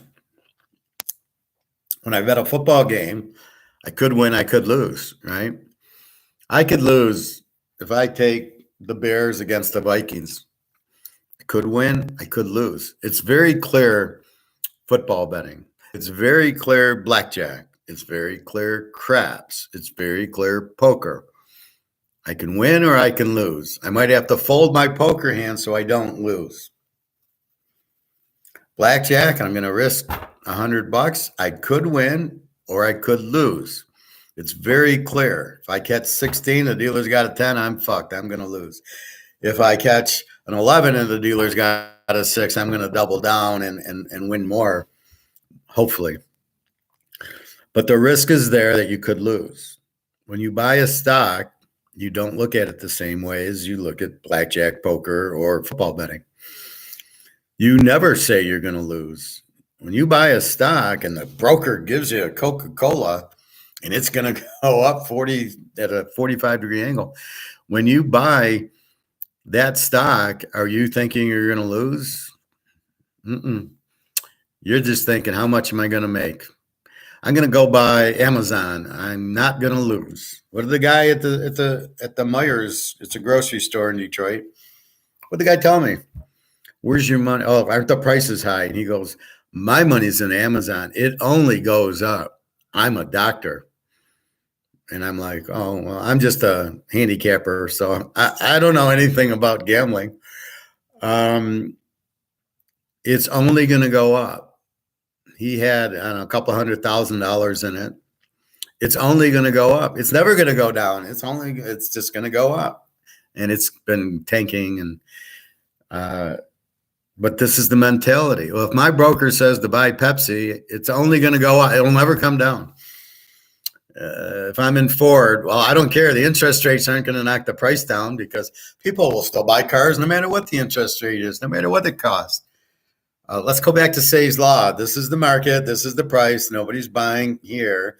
They're waiting until the price goes to market. And if you don't sell the price at the market and your price is here, nobody's going to buy. Your stock's going down.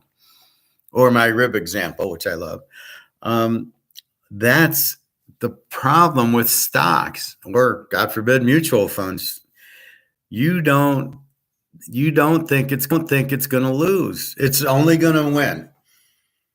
The guy in the movie, assault on. Well, I put 60,000 in a safe investment. I'm going to make 8 to 10% a year. Did you have a thought you were going to lose? Did you ever think you were going to lose? No, it's going to go 8 to 10% a year. I'm going to make. There is no risk of me losing. That doesn't enter the equation. I'm only going to make money. So I'm looking for a way to invest 60,000 to make money, and I'm going to buy a RIT, real estate investment trust, which are basically people paying their mortgages, which only works as long as people keep paying their mortgages. But if interest rates go up, they can't afford it, they're not paying their mortgages. And you're never thinking it's going to lose. And this is the trap that you get in with stocks. You never think it's going to lose. That's why you're a much better poker player or football bettor than you are in stocks, because you have that factor of it could lose. So I'm going to be careful, and I get really high when I win because I didn't lose, I won. And that's the psychology that people who buy stocks do not understand. I want to put my money in. I'm going to put my money in Madoff. I'm only going to make 15% a year. I'm never going to lose. It never loses. And you don't kind of understand that that's impossible. That's like I pick every football game right. Really? You don't pick a loser? Okay. Not that we don't believe you, but we don't believe you.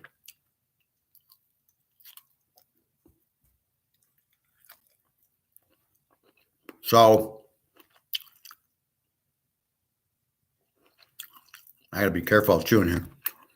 So with that said, this is the mentality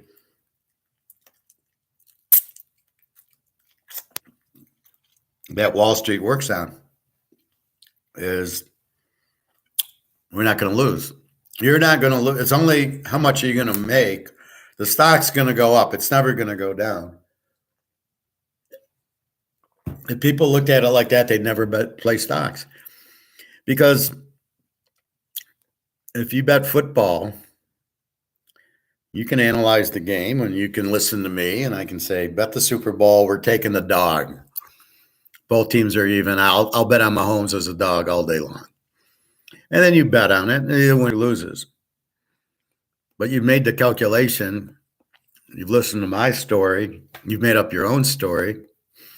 and then you go and you make your bet. But you're in control of it. You made the bet based on some sound fundamental reasoning.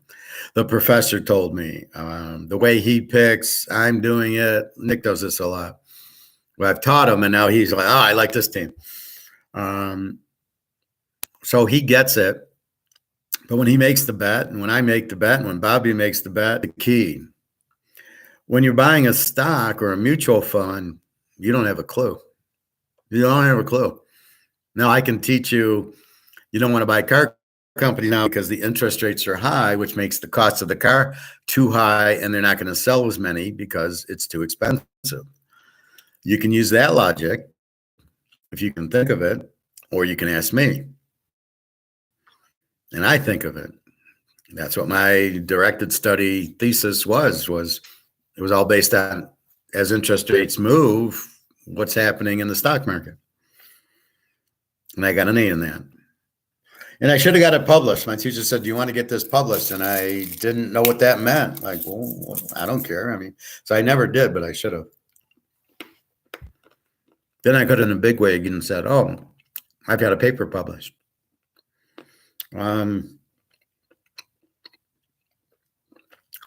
But this is the problem with stocks. You're not picking them. Somebody else is picking them. And you believe you're going to win with them. You have no thought of, I'm going to lose. Only I'm going to win. This is the problem. So if you think you're going to win, and then what happens when you start losing? Well, we saw what happened on Attack on Wall Street. The guy killed everybody. So he lost $60,000. You know why he was mad? Because he listened to somebody. He trusted the guy to do it. I told you I didn't want risk. I told you this. And the guy bullshits him saying, well, we didn't know it was going to happen. It's not our fault. It just went to zero.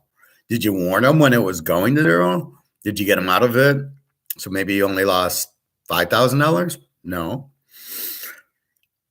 So because he didn't choose his own stock or his own idea of where do I put my 60,000, and he listened to this salesman who all he cares about is making the firm commission. That's all he cares about. He does not care about making the guy money.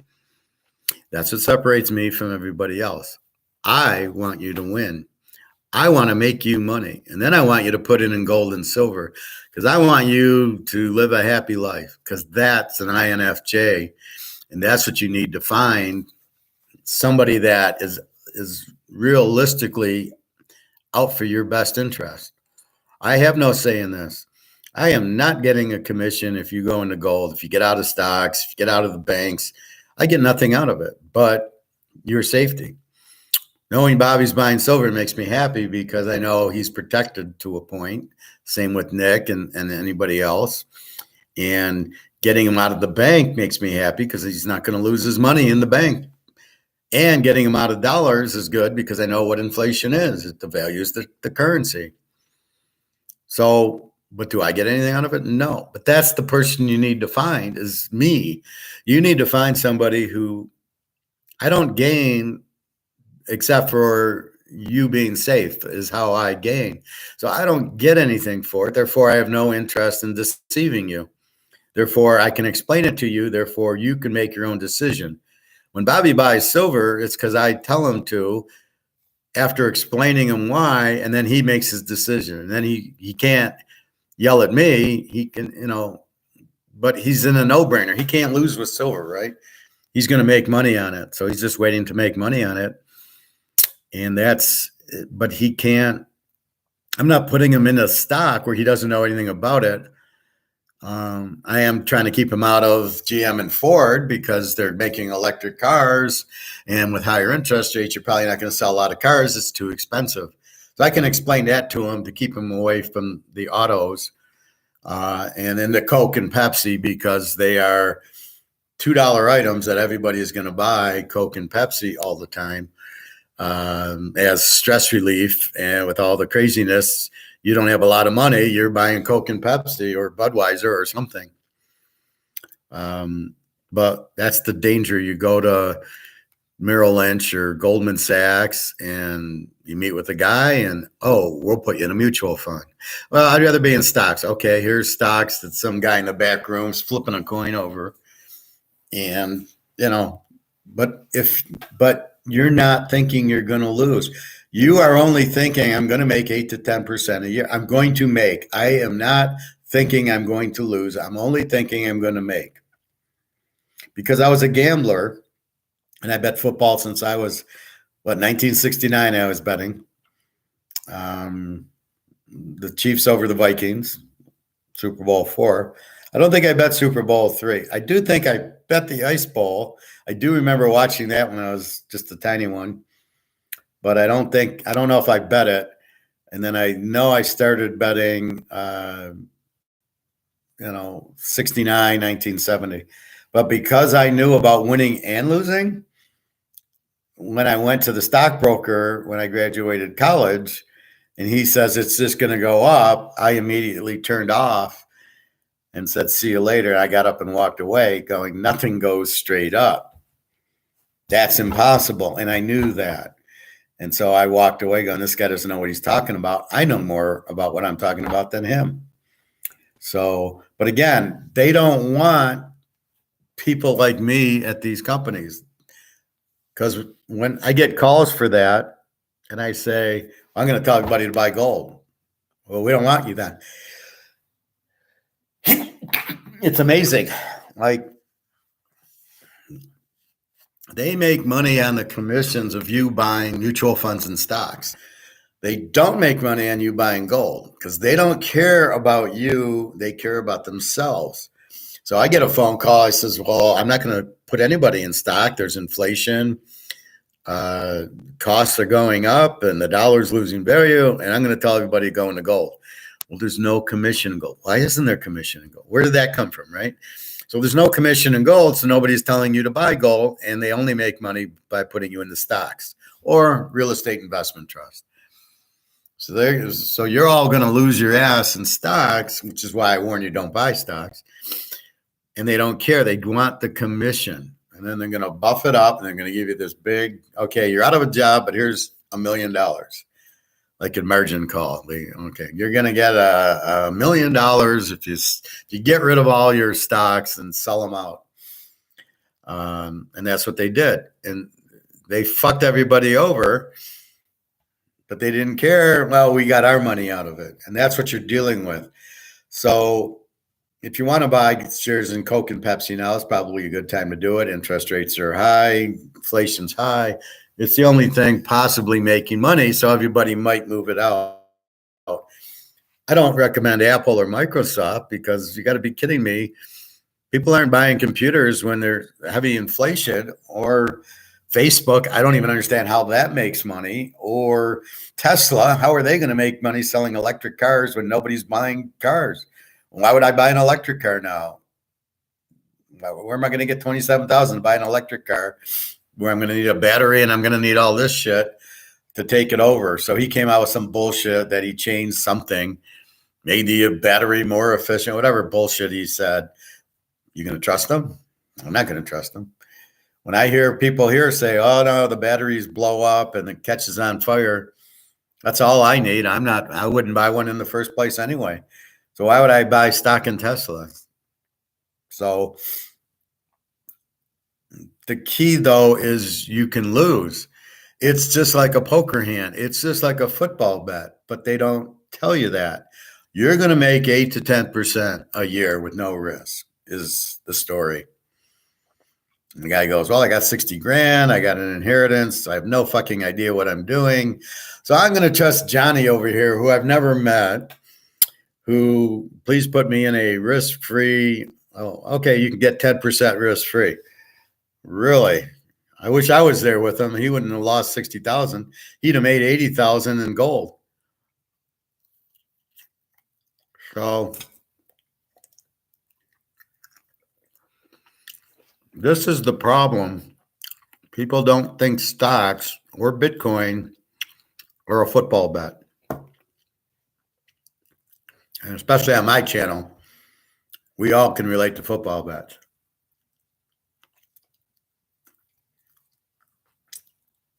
So understand that. That's the most you can understand is stocks are just like football bets. You can win and you can lose. And look what they're doing with football bets. Oh, you can play the money line. You can. How many yards is Joe Montana going to throw for? How many receiving yards is Jerry Rice going to get? How many touchdowns? They're misleading you off. You don't have knowledge in that. I don't keep track of how many yards Jerry Rice catches, in a game. I don't care. All I care about did the Niners win or lose, and when do I bet on them? I don't know how many yards he's going to get. It depends on the defense. Depends on my offense. Am I going to have the ball a lot and throw the ball a lot?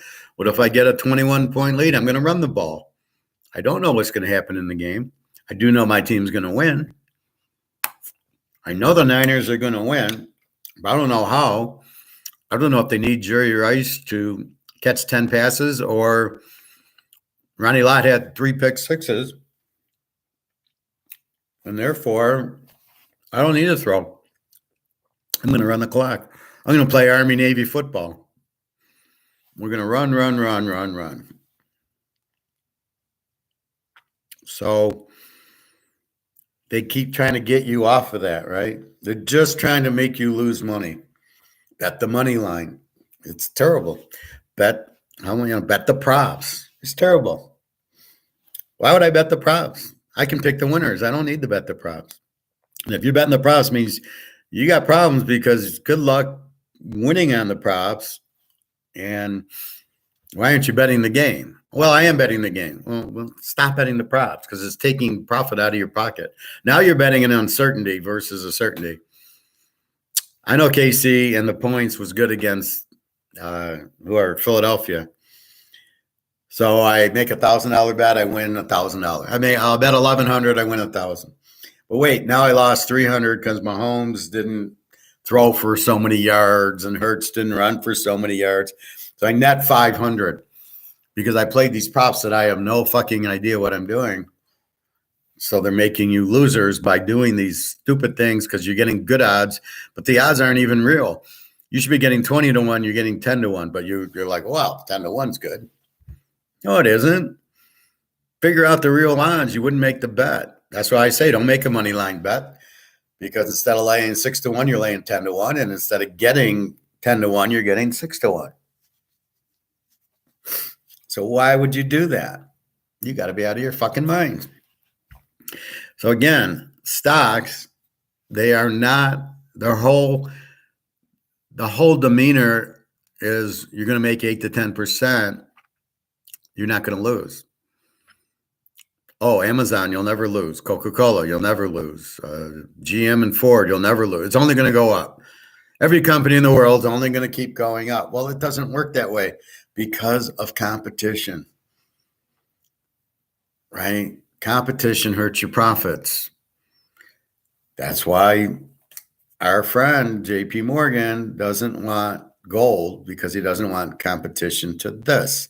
And if you notice, there's nothing you could get into. You don't go euro, Swiss franc, or British pound. Is not better than this. But this is terrible, but people run into it because their currency is worse. But that's the thing. So JP Morgan cannot compete with gold. So he keeps knocking gold down. But if you understand that, you go, I'm getting a deal. I'm getting gold for 2,000 that should be 20,000. Where do I get into line? And as much money as I can, I put into gold. If I need money, I can go back to my store where I bought it, give him back an ounce of gold. He gives me back $2,000. Or maybe he gives me $1,950, wherever spot is. And that's what you do. There's no profit taking in gold. You're not profit taking something you bought for $1,900 for $2,000. You're not doing that. If you're profit taking at all, it's when it hits $25,000 and I bought it for $1,900. But you're not doing that. You're only selling your gold because you want to buy a car or you want to buy a house. What are you going to do with the money? You don't want the money. You want the gold to get out of the money. So U.S. comes out with new currency. It's all pretty. We're having a lot of problems because the Russians are counterfeiting it. So what we're going to do is come out with new money, and it's blue and it's red and it's monopoly money. You want to sell $50,000 ounce gold coin and get that money? Only if you have to. Only if you need the money for something would you do it. But that's why you buy half ounces and quarter ounces and tenth of an ounces. So I might not need to sell an ounce. Maybe I can sell my tenth of an ounce or my quarter ounce. So my gold's 50, it's worth 12.5. All right, I'll sell a quarter ounce. I get 12.5 for it. And then I got some credit cards I got to pay. And then I got some other, my kid's school or whatever it is. And you use that. And that's what you have to do. That's what you do. But you're not selling it for profit. This is not a stock because you're not worried about it going down. It's only going up until it hits a point because of these. If all the currencies go gold standard, I mean, it'll be 100,000 an ounce, all right? Because they'll need more gold for the currency they have.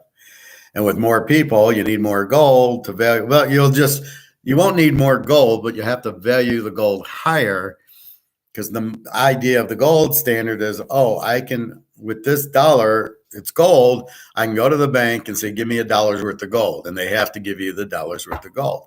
That's the idea of the gold standard. It's backed by gold. Therefore, you can go to the bank anytime and get gold, and they'll have to have gold. But if they value it high enough, it's at 60,000 an ounce, then, you'll get 1/60th of an ounce of gold. And so that's what will happen with the gold standard. It forces the price up. However, there's no losing on it. Maybe it goes from 60,000 to 55,000 temporarily. And then it goes back to 60. All right. So there's a little risk there, but not at these values. There's no risk. So again, the idea that stocks only go up and REITs only go up and there's no default and bonds only go up, as we see when interest rates go up, bond prices go down. Plus the inflation's eating up the bond. You're getting 3%, but inflation's 15%. Don't kid yourself. Inflation ain't 7 or 8% because they've got to count everything. So at this point, inflation's much higher.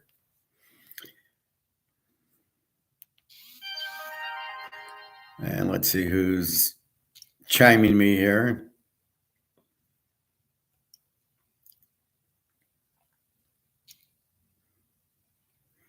About the girls.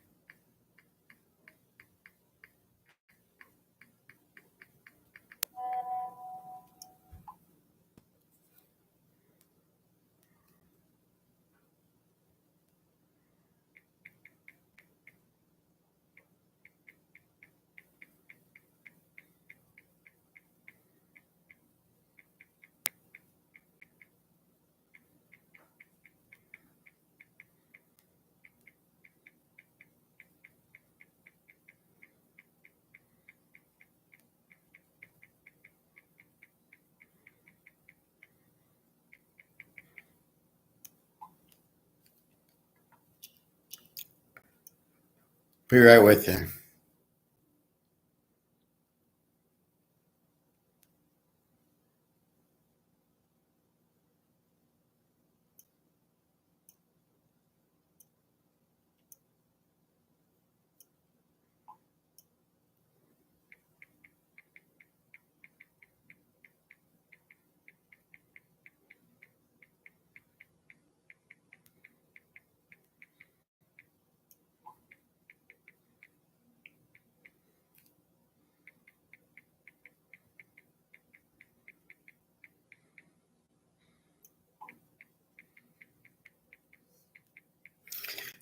So it's that time in the what do you call it, the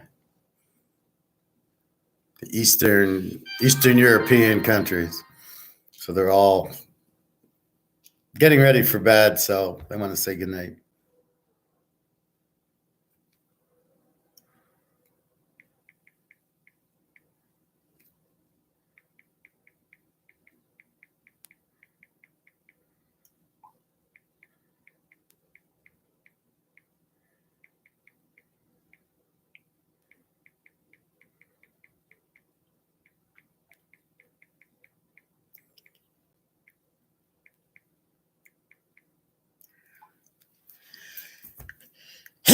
Yeah, God, excuse me. So sorry about that. Anyway, that's the thought process you have to have is if I invest, I can win or I can lose. But the mental picture Wall Street gives you is you can't lose. It's just going to go up. I got 60 grand. I need it safe. Oh, yeah, you'll get 10% no risk. Anybody that hears that should run and run fast and should only give your money to somebody you trust and you know who makes sense, who explains to you. It's got to be somebody like me that you can trust and you know, and he can explain it. So hopefully you have a professor in your life. If not, you have me. And like I said, a lot of the guys are buying gold and silver, which I'm very happy with. But it's on their own accord. It's by listening to me and they go, I trust the professor. He's got it. That's the other thing. I have the gold and silver. I show you the gold and silver. So it's not like I'm telling you something, but I don't have it.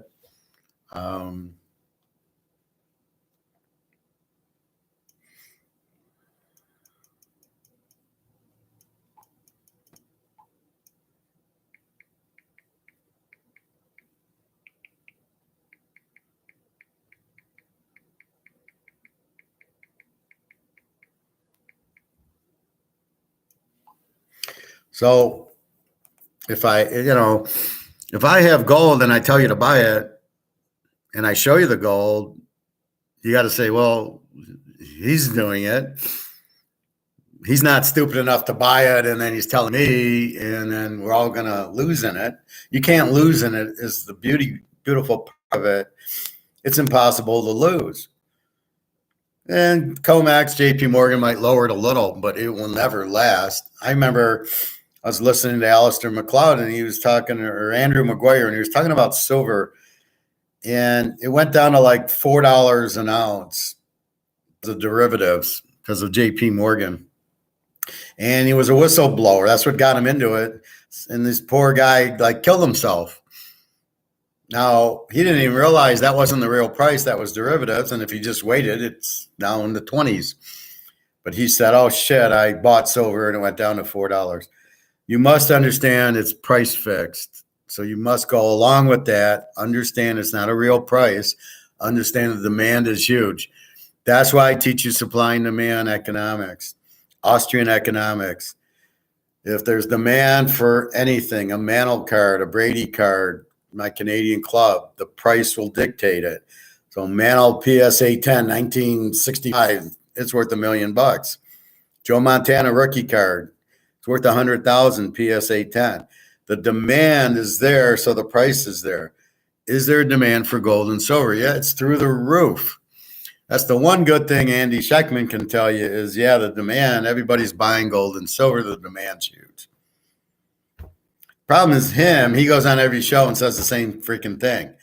Instead of saying, well, this is what we hear about JP Morgan, that they're going, they're getting out of the game and the derivatives are getting out and we're going to physical.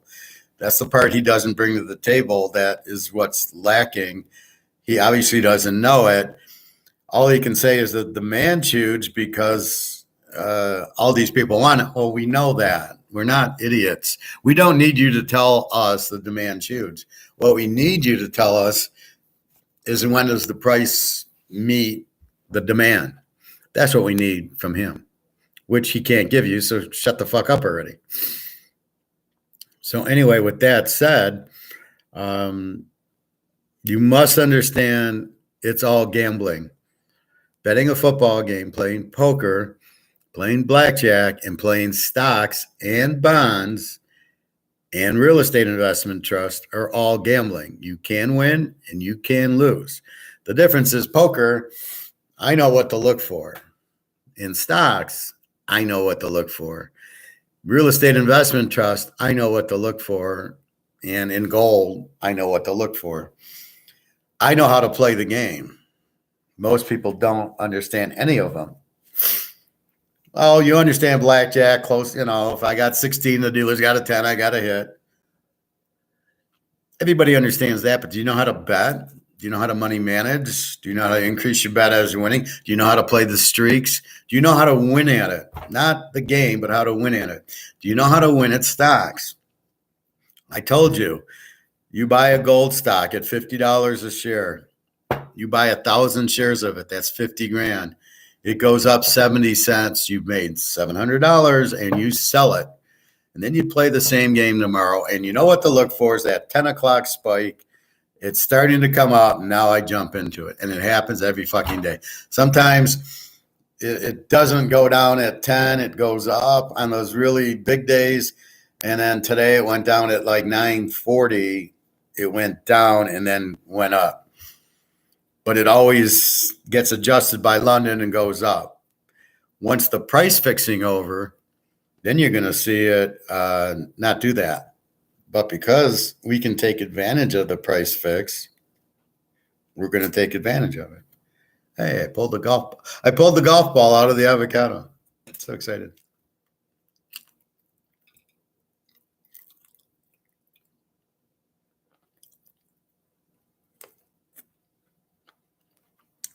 I got a little piece of green there I got to get rid of.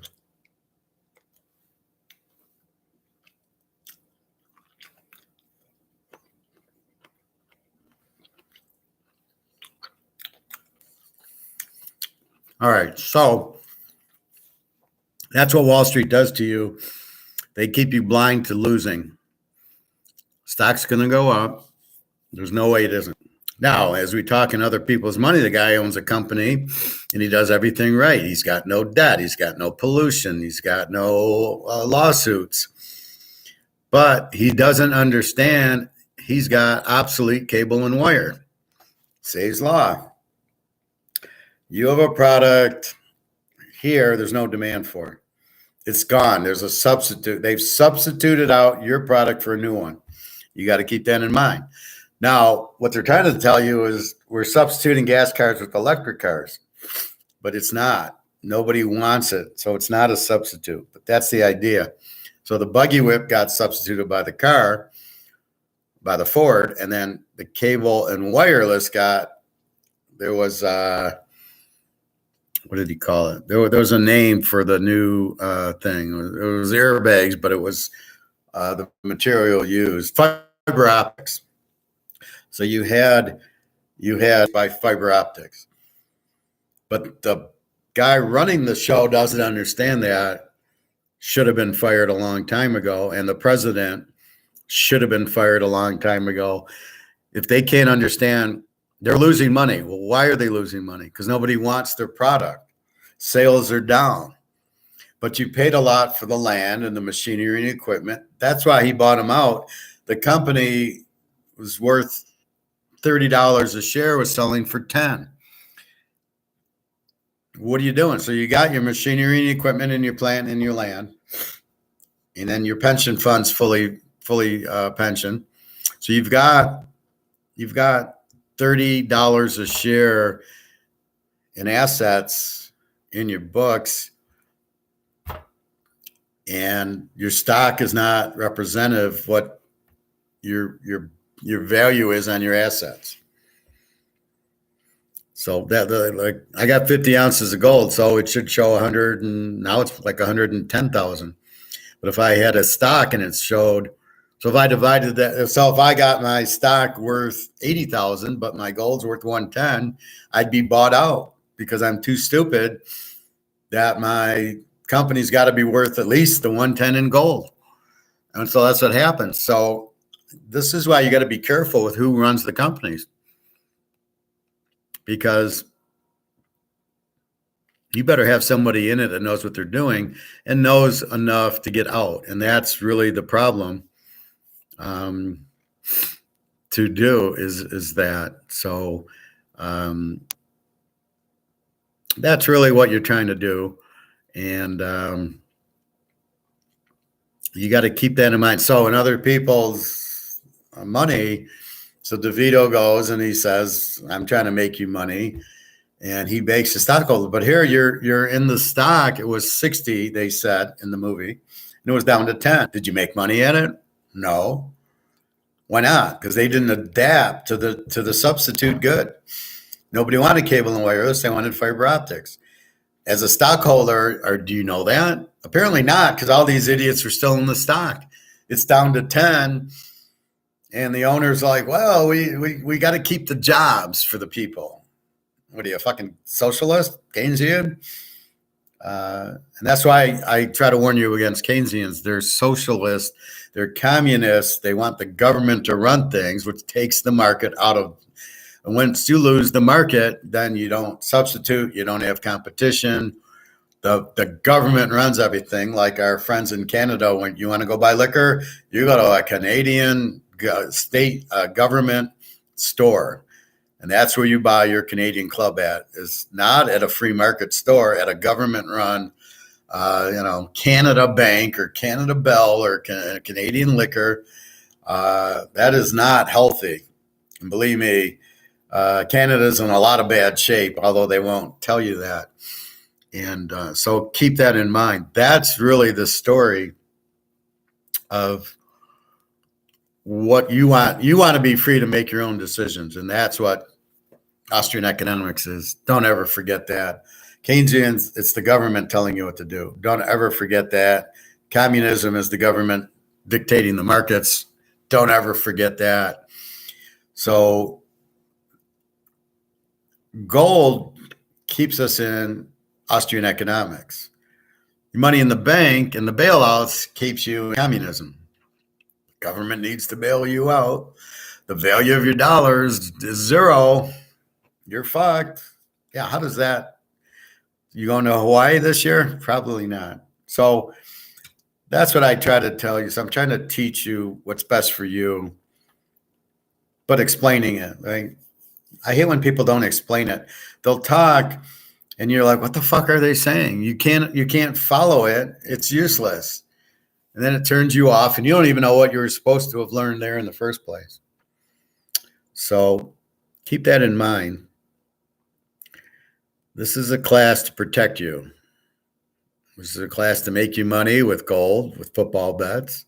Hopefully basketball bets win, but I'm warning you, don't bet a lot on it.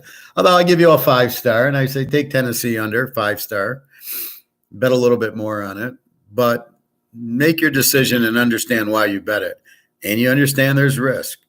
And you bet what you can afford to lose, not, I'm going to bet all this to win. And then you take your winnings and you go buy silver with it or gold. That's what you do. That's how you survive. And you're looking ahead. I was in the pool yesterday and they're going to teach a class. So they said, we need you to get out of this lane. It's at 7:30 and it was 7:28. And I said, I'm always ahead of the curve. I see that they put the cones down. I see the class starts at 7:30. I got it. And then, of course, they didn't have the class. It never showed up.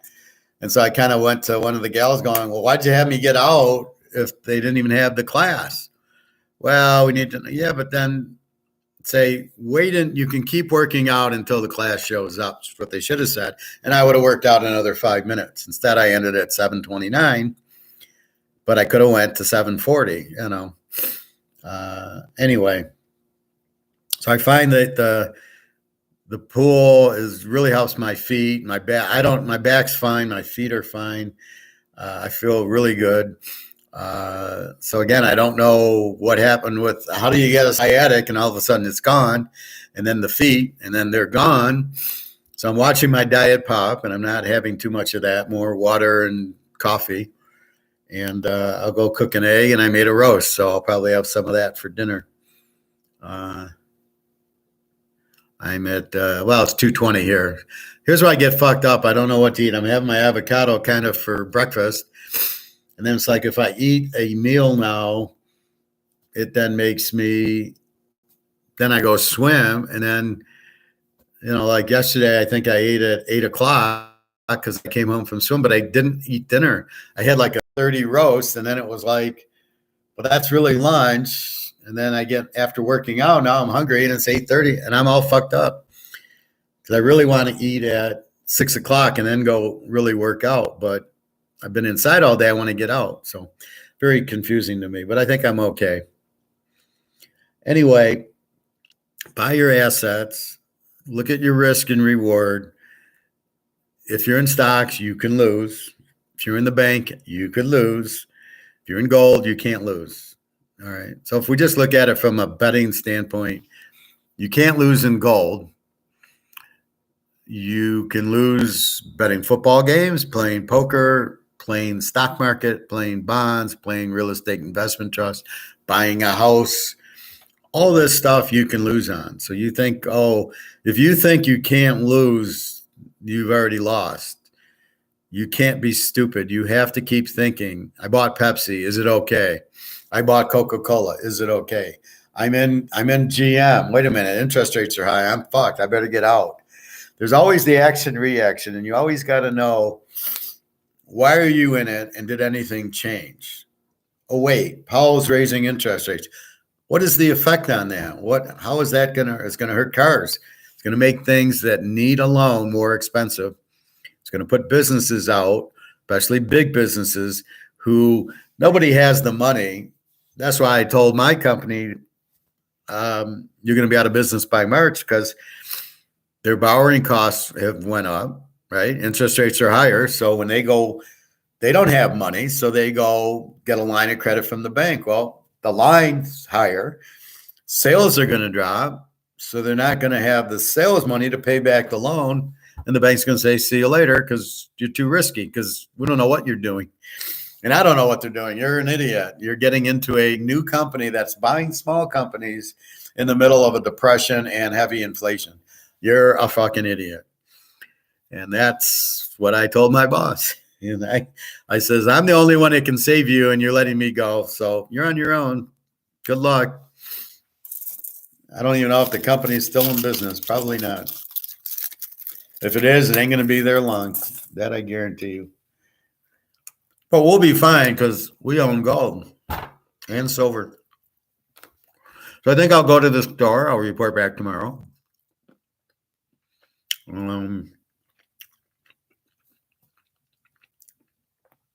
Any questions or comments, please feel free to ask. Usually Bobby asks for everybody. I hope my boys are okay. Bobby, Nick, Ryan, everybody's okay. So that's your basketball today. I'll give you the games one more time. So we're taking the under in Tennessee, 5-star. We're taking Michigan State, Kansas State under. We are taking Arkansas, Connecticut over, and we're taking UCLA. Now they're down to 1.5. I gave it at 2.5. Now it's even better at 1.5. That's today's. Tomorrow we're taking Alabama. We're taking Princeton. We're taking Houston, and we're going over in the Texas Xavier game. I'll review that tomorrow, but those are your games. Bet what you can afford to lose. You don't want to assume you're going to lose. But when I bet the Super Bowl, I think it was like 25 units. So I made my 25-unit bet. And why didn't I bet 50 units on it? Because I didn't want to lose that, right? So I'm betting what I'm comfortable with, what I assume I'm going to win making the bet. But just in case, I don't want to bet too much. So I just kind of keep growing my bankroll. That's my goal. And so I bet enough that it was a prudent bet. It was a smart bet. I knew why I bet it. But if I lost, I'm losing 25 units, not 100 units. So, even though I loved the game, I still was careful on the bet, and I won, so that made me feel good. I didn't lose. But again, that's what you're trying to do. So you've got to understand that they could lose, so you got to be careful with it. How much can I afford to bet? I can afford to bet $1,000. Okay, that's all. And that includes juice. So maybe you bet the one game and then it wins. Now you bet, okay, now I've survived the first game. Now I got 1,000. Now I've won. Let's say you bet 250 on all 4 games. So now I've got 1,250, and I only got 3 games left. Now maybe I go 400 a game on those 3, and then you lose the next game. And now I got 2 games left, and I was at 1,250 minus 400. I'm at 850. That's what I can afford to lose. But you know what? I want to quit a winner, so I'm going to bet like 300 on the next game. It wins. Now I'm at 1,150 with 1 game to go. And maybe I bet 300, and then hopefully I win. I go to 1,450. If I lose, I'm down to 850. Okay, fine. I survived it. I didn't lose the full 1,000. And that's really what you're trying to do. And hopefully you win the last one. You're at 1,450. You started with 1,000. You made 450. Goes in your bankroll. And you just keep doing that, because I might lose. And that's what you got to understand about stocks. You might lose in stocks or real estate or your house. Don't think it's a sure gonna win. Even a Rolex, I would think you'd be safe in a Rolex. Or, if I paid $250 for the Jordan card, PSA 10, that's what it's going for. It can still go down to 150 because there's a lot of them. But if I get the Jordan rookie, if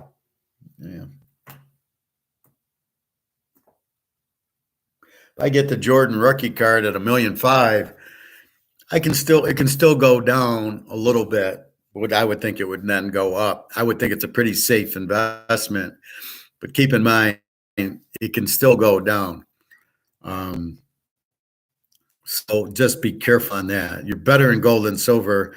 It's the one thing that really can't go down because it's been priced so low. It's already at a very low price. That's why I say it. Now, once it hits 50,000, of course it can go down to 45, but it's not going to go to zero. It's not going to be like your $60,000 investment in a real estate investment trust, and then now you got zero. It'll never go to zero. I don't think the sports card, the Montana rookie at 100,000 PSA 10, I don't think it's going to zero. It might go down to 75,000, but each market's independent. So you could have 5 different auctions on a PSA 10 Montana rookie, and one might get 100,000, and one might get 90, one might get 75, one might get 125. It's in that ballpark, but you don't know exactly what you're getting because each market is different. Each auction's a different market, so you don't know really what you're getting. And that's the problem with paintings. It's very hard to really get a value because you just don't know what the market is and which market you're going to get. I mean, I see on eBay a lot. I'll see a Jordan card, and it gets 5 different values in 5 different auctions. So keep that in mind. You're better off in gold and silver, but yeah, to branch out. Now, if you're going to buy a sports card, it's high demand. Now it's Mahomes. Now it's Brady. Now it's Aaron Rodgers. It's always Montana and Rice and Elway. It's always Manon Bays and Hank Aaron. It's always Bobby Orr. Those are always high demand. By the way, it was Bobby Orr's birthday. I think he turned 75 yesterday or a day ago, because I have him on my Instagram, and it was like, happy birthday, Bobby. And I was like, cool. It's funny. He looks like he's 40. I wish he was still playing. But that's it. So, but you always want demand.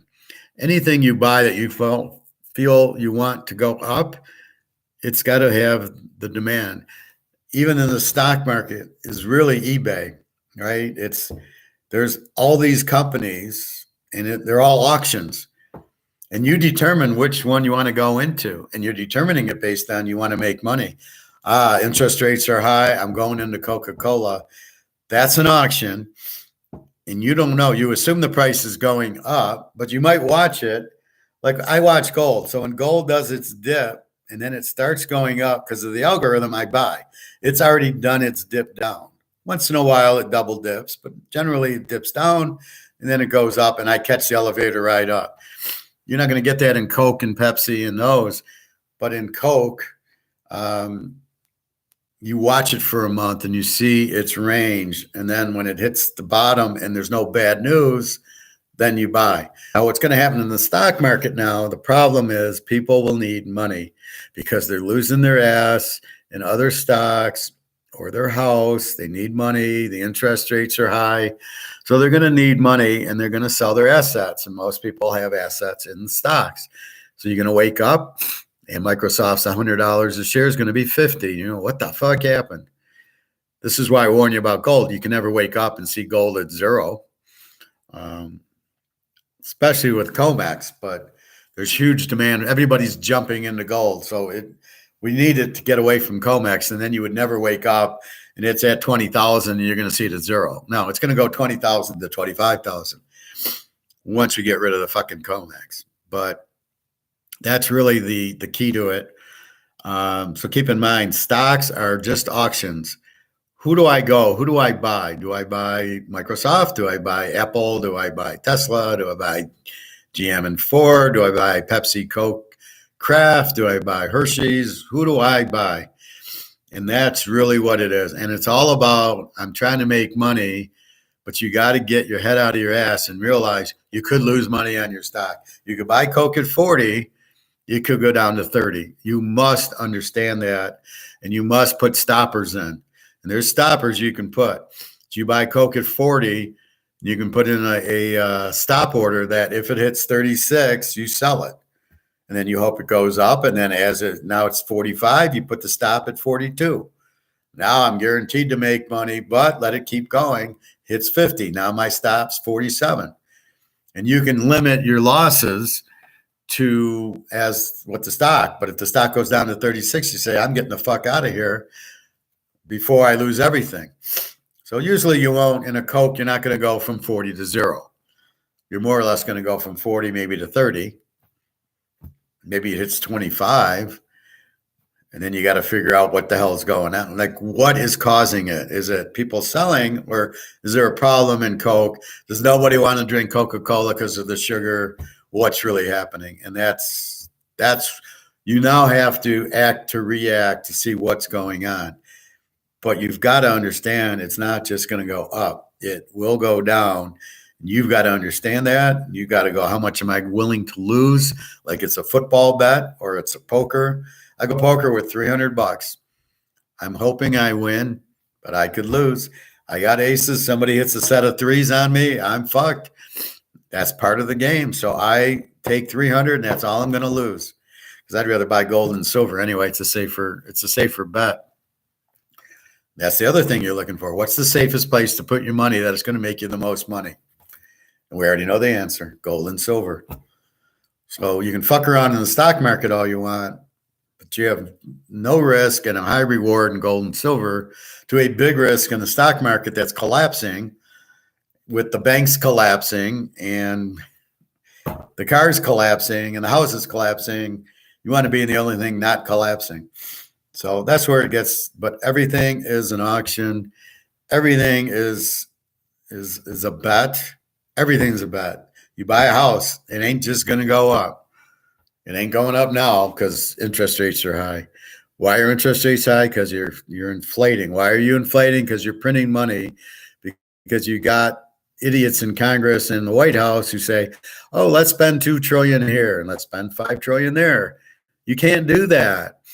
You can't just spend all this money. Well, it's not really money. It's just going to the bank. No, it's out. They printed the money either with a light switch going, give $5 million to JP Morgan, or printing $5 million of this. It's the same. Don't let these idiots talk you into believing that, well, it's just going to the bank, so it's really not going out. It is, because the people at the bank are going, excuse me, yeah, I'd like my $100,000. Well, that's how it works. People will want cash. They will go with the cash. to buy it. Now, let's say they don't take the cash. They then go to the coin store to buy gold, and they put it on their credit card or debit card. That's cash. The guy turns it into cash. But my guy says, I'm not taking debit and credit cards. You want to buy gold? You're giving me cash for it. I'm different because I'm special and I'm a professor. And I've bought a lot of gold and silver with cash and with credit cards, so they know not to worry about me. But if you walked in there, they would not take your credit card. They would maybe take your debit card, or they'd want cash. So that's the thing. But with me, they will take my credit card. But I will probably go get money out of my safe that I know is in there, and then I will go buy 10 more ounces of silver and going, yeah, thank you. I'm buying a $2,000 ounce of silver for $26. Thank you very much. Have a nice day. Just amazing. Anyway, so that's what you got to do. It's all risk reward. Are you getting the best reward for your risk? And that's where I lead you out of stocks into gold and silver. I lead you to football. I'm not really leading you to basketball, but very small. But I lead you to football. I lead you to poker because that's a good risk for it's a good reward for our risk. We feel very comfortable. We're going to make money at it. We know what to look for. We just hope we don't get burnt, but we understand that's part of it. But that's a small part of our portfolio. That's the fun part. Although football, I make a lot of money in. However, gold and silver, I don't want my money in the bank. I'm going to lose it. I don't want it in the stocks. I'm going to lose it. And there's no point in buying real estate when the market's going down because this idiot's raising interest rates. Well, that's not even it. It's the inflation that raises interest rates on cars and houses, not Powell. Powell does not affect those interest rates.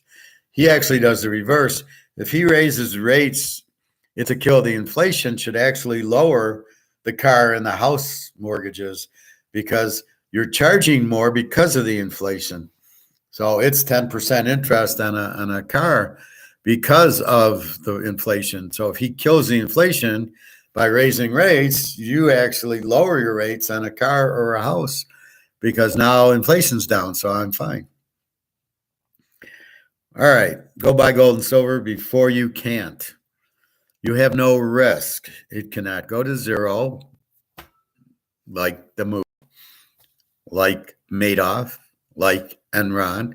It cannot happen in gold and silver. Keep that in mind. Silver is money. Yes, it's made cell phones, computers, solar panels, and these batteries for the cars, but it is money. Don't forget that. And it wears out. So if you use it for batteries and solar panels, it'll wear out and need to be replaced. And unlike Warren Buffett, who is clueless about inflation and gold, he doesn't see the value of gold because it's money, you idiot. It's safety. It can't go down. It's a no-brainer. You're going to lose $2 billion because the value of your $2 billion in cash is going to it's going to be worth nothing. But if you had it in gold, you can't lose. It's not going down. Yes, we know JP Morgan controls it, but to a point. But everybody has to go to the gold standard. That's the next logical step is to go to the gold standard because all the money's worth shit. And if you want to have a government and you want to have banks, which you do because you need an economic system, then you need solid money. And the only solid money is backed by gold, which means the gold price goes through the roof. So Buffett doesn't understand that. And I love it. I hope he goes broke. I really do. Anyway, so that's what we know. You can lose money, and you've got to look at stocks as you can lose money in it. You can't be stupid and go, well, I want to make 8 to 10% without risk. I'm giving you 60,000. I'm going to have 100,000 in 5 years, and I can't lose. I can't go to zero. If you think like that, you get what you deserve. Madoff. Oh, well, Bernie will have it, and I'm making 15% a year. Oh, I can't lose. Bernie Madoff just went under because it was a Ponzi scheme because you failed to ask, how are you making me 15% when everybody else is making 6? How can you make 15? How is this possible? It isn't. So you've got to think and you got to understand. You got to ask questions. And don't ask your dad if he's in it, if he's in Madoff and he says, well, I trust Madoff. I don't know how he's doing it, but don't worry. Go ask somebody else, somebody with a brain in their head. An INFJ, for example. I'm the few people that you can trust without fear, because in my best interest is your best interest, right? So I'm trying to help you, and I'm rare, and not many people do that. That's what you need to understand. So that's what you go after, because then he's not going to fuck me. He's an INFJ. But good luck finding me, because it's very hard. But you found me here. That's why I say I am one, because if you went on YouTube and you looked on INFJs, you realize my 15 traits, you'd go, fuck, I just found gold. I mean, perfect.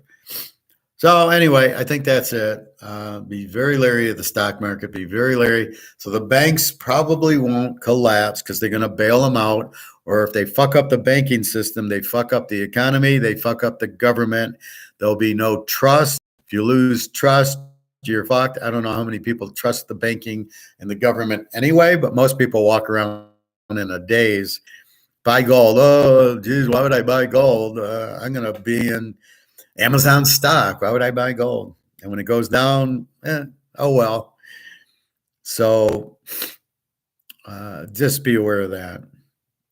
So with that said, have a wonderful day. www.teaserking.com. Please feel free to ask questions and comments in the chat as I'm doing this. That's why I do a live show and not a video. I used to do videos, but when I discovered I could do live, and then I liked the feedbacks, please feel free to ask questions or comments, things you don't understand.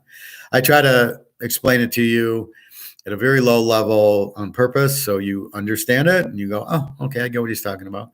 Because I hate when people don't discuss with me, and then I don't know what the hell they're talking about, and I can't, so what's the point? I find some of these, YouTubers, you're like, what the fuck are you talking about? So it's just a waste of 10 minutes listening to this garbage they're spewing out. If you don't understand it, what the fuck are you doing on the show? So www.teaserking.com. Again, we got basketball tonight. I've given you the 4 games. We'll have 4 games tomorrow. I've given you those, but I'll re-talk them tomorrow. Keep an eye on the NFL draft. We've talked about the quarterbacks. Again, my favorite quarterbacks are Hooker from Tennessee, Jefferson from Arizona, Bennett from Georgia, Duggan from TCU, and my guy from Fresno State, Hainer. Next year, it's Rising and Van Dyke. Hopefully Van Dyke, they'll switch offensive coordinators and make him a Van Dyke again. But those are your key guys. Anybody that drafts Richardson from Florida and Schwab from Ohio State, don't laugh at them. We don't get mad. We bet against them. We will be betting against C.J. Stroud, and if Richardson sees the field, which he probably won't, because he's like Tim Tebow. He doesn't know what he's doing. So we will bet heavy against those, because those guys are terrible. Alabama quarterback, I don't see much. Look at Max Jones. He sucks. How Zappi's not the quarterback there blows my mind, and that's really what. If I'm a team drafting, draft Zappy. Why would you draft Stroud from Ohio State when you can get Zappy, who you know is good? He's already played 3 games. He looks great. Why would you draft C.J. Stroud? What Ohio State quarterback's ever done anything? You got to be out of your mind. Anyway, these are the same guys that buy mutual funds instead of gold. So that's what you have there. Anyway, so we'll talk football. The draft's coming up in April. Let's get basketball now, and let's get through gold. And there will be more bank failures. They will bail them out. If you need money in the bank, put it in, get it into a big bank, a Wells Fargo, a Citibank. God, I hate JP Morgan. But in a bigger Wells Fargo type of Bank of America bank, where they'll be bailed out and your money's safe, but really get your money out of the bank.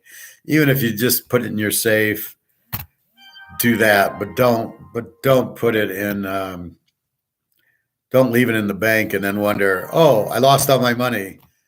Oh, hello, you've been warned. You will lose all your money. Maybe they'll recover it. Is it going to be quick? Who the hell knows? Anyway, take care. Let me see who's buzzing me. www.teaserking.com. Have a great day. Thank you very much. I hope you learned and enjoyed.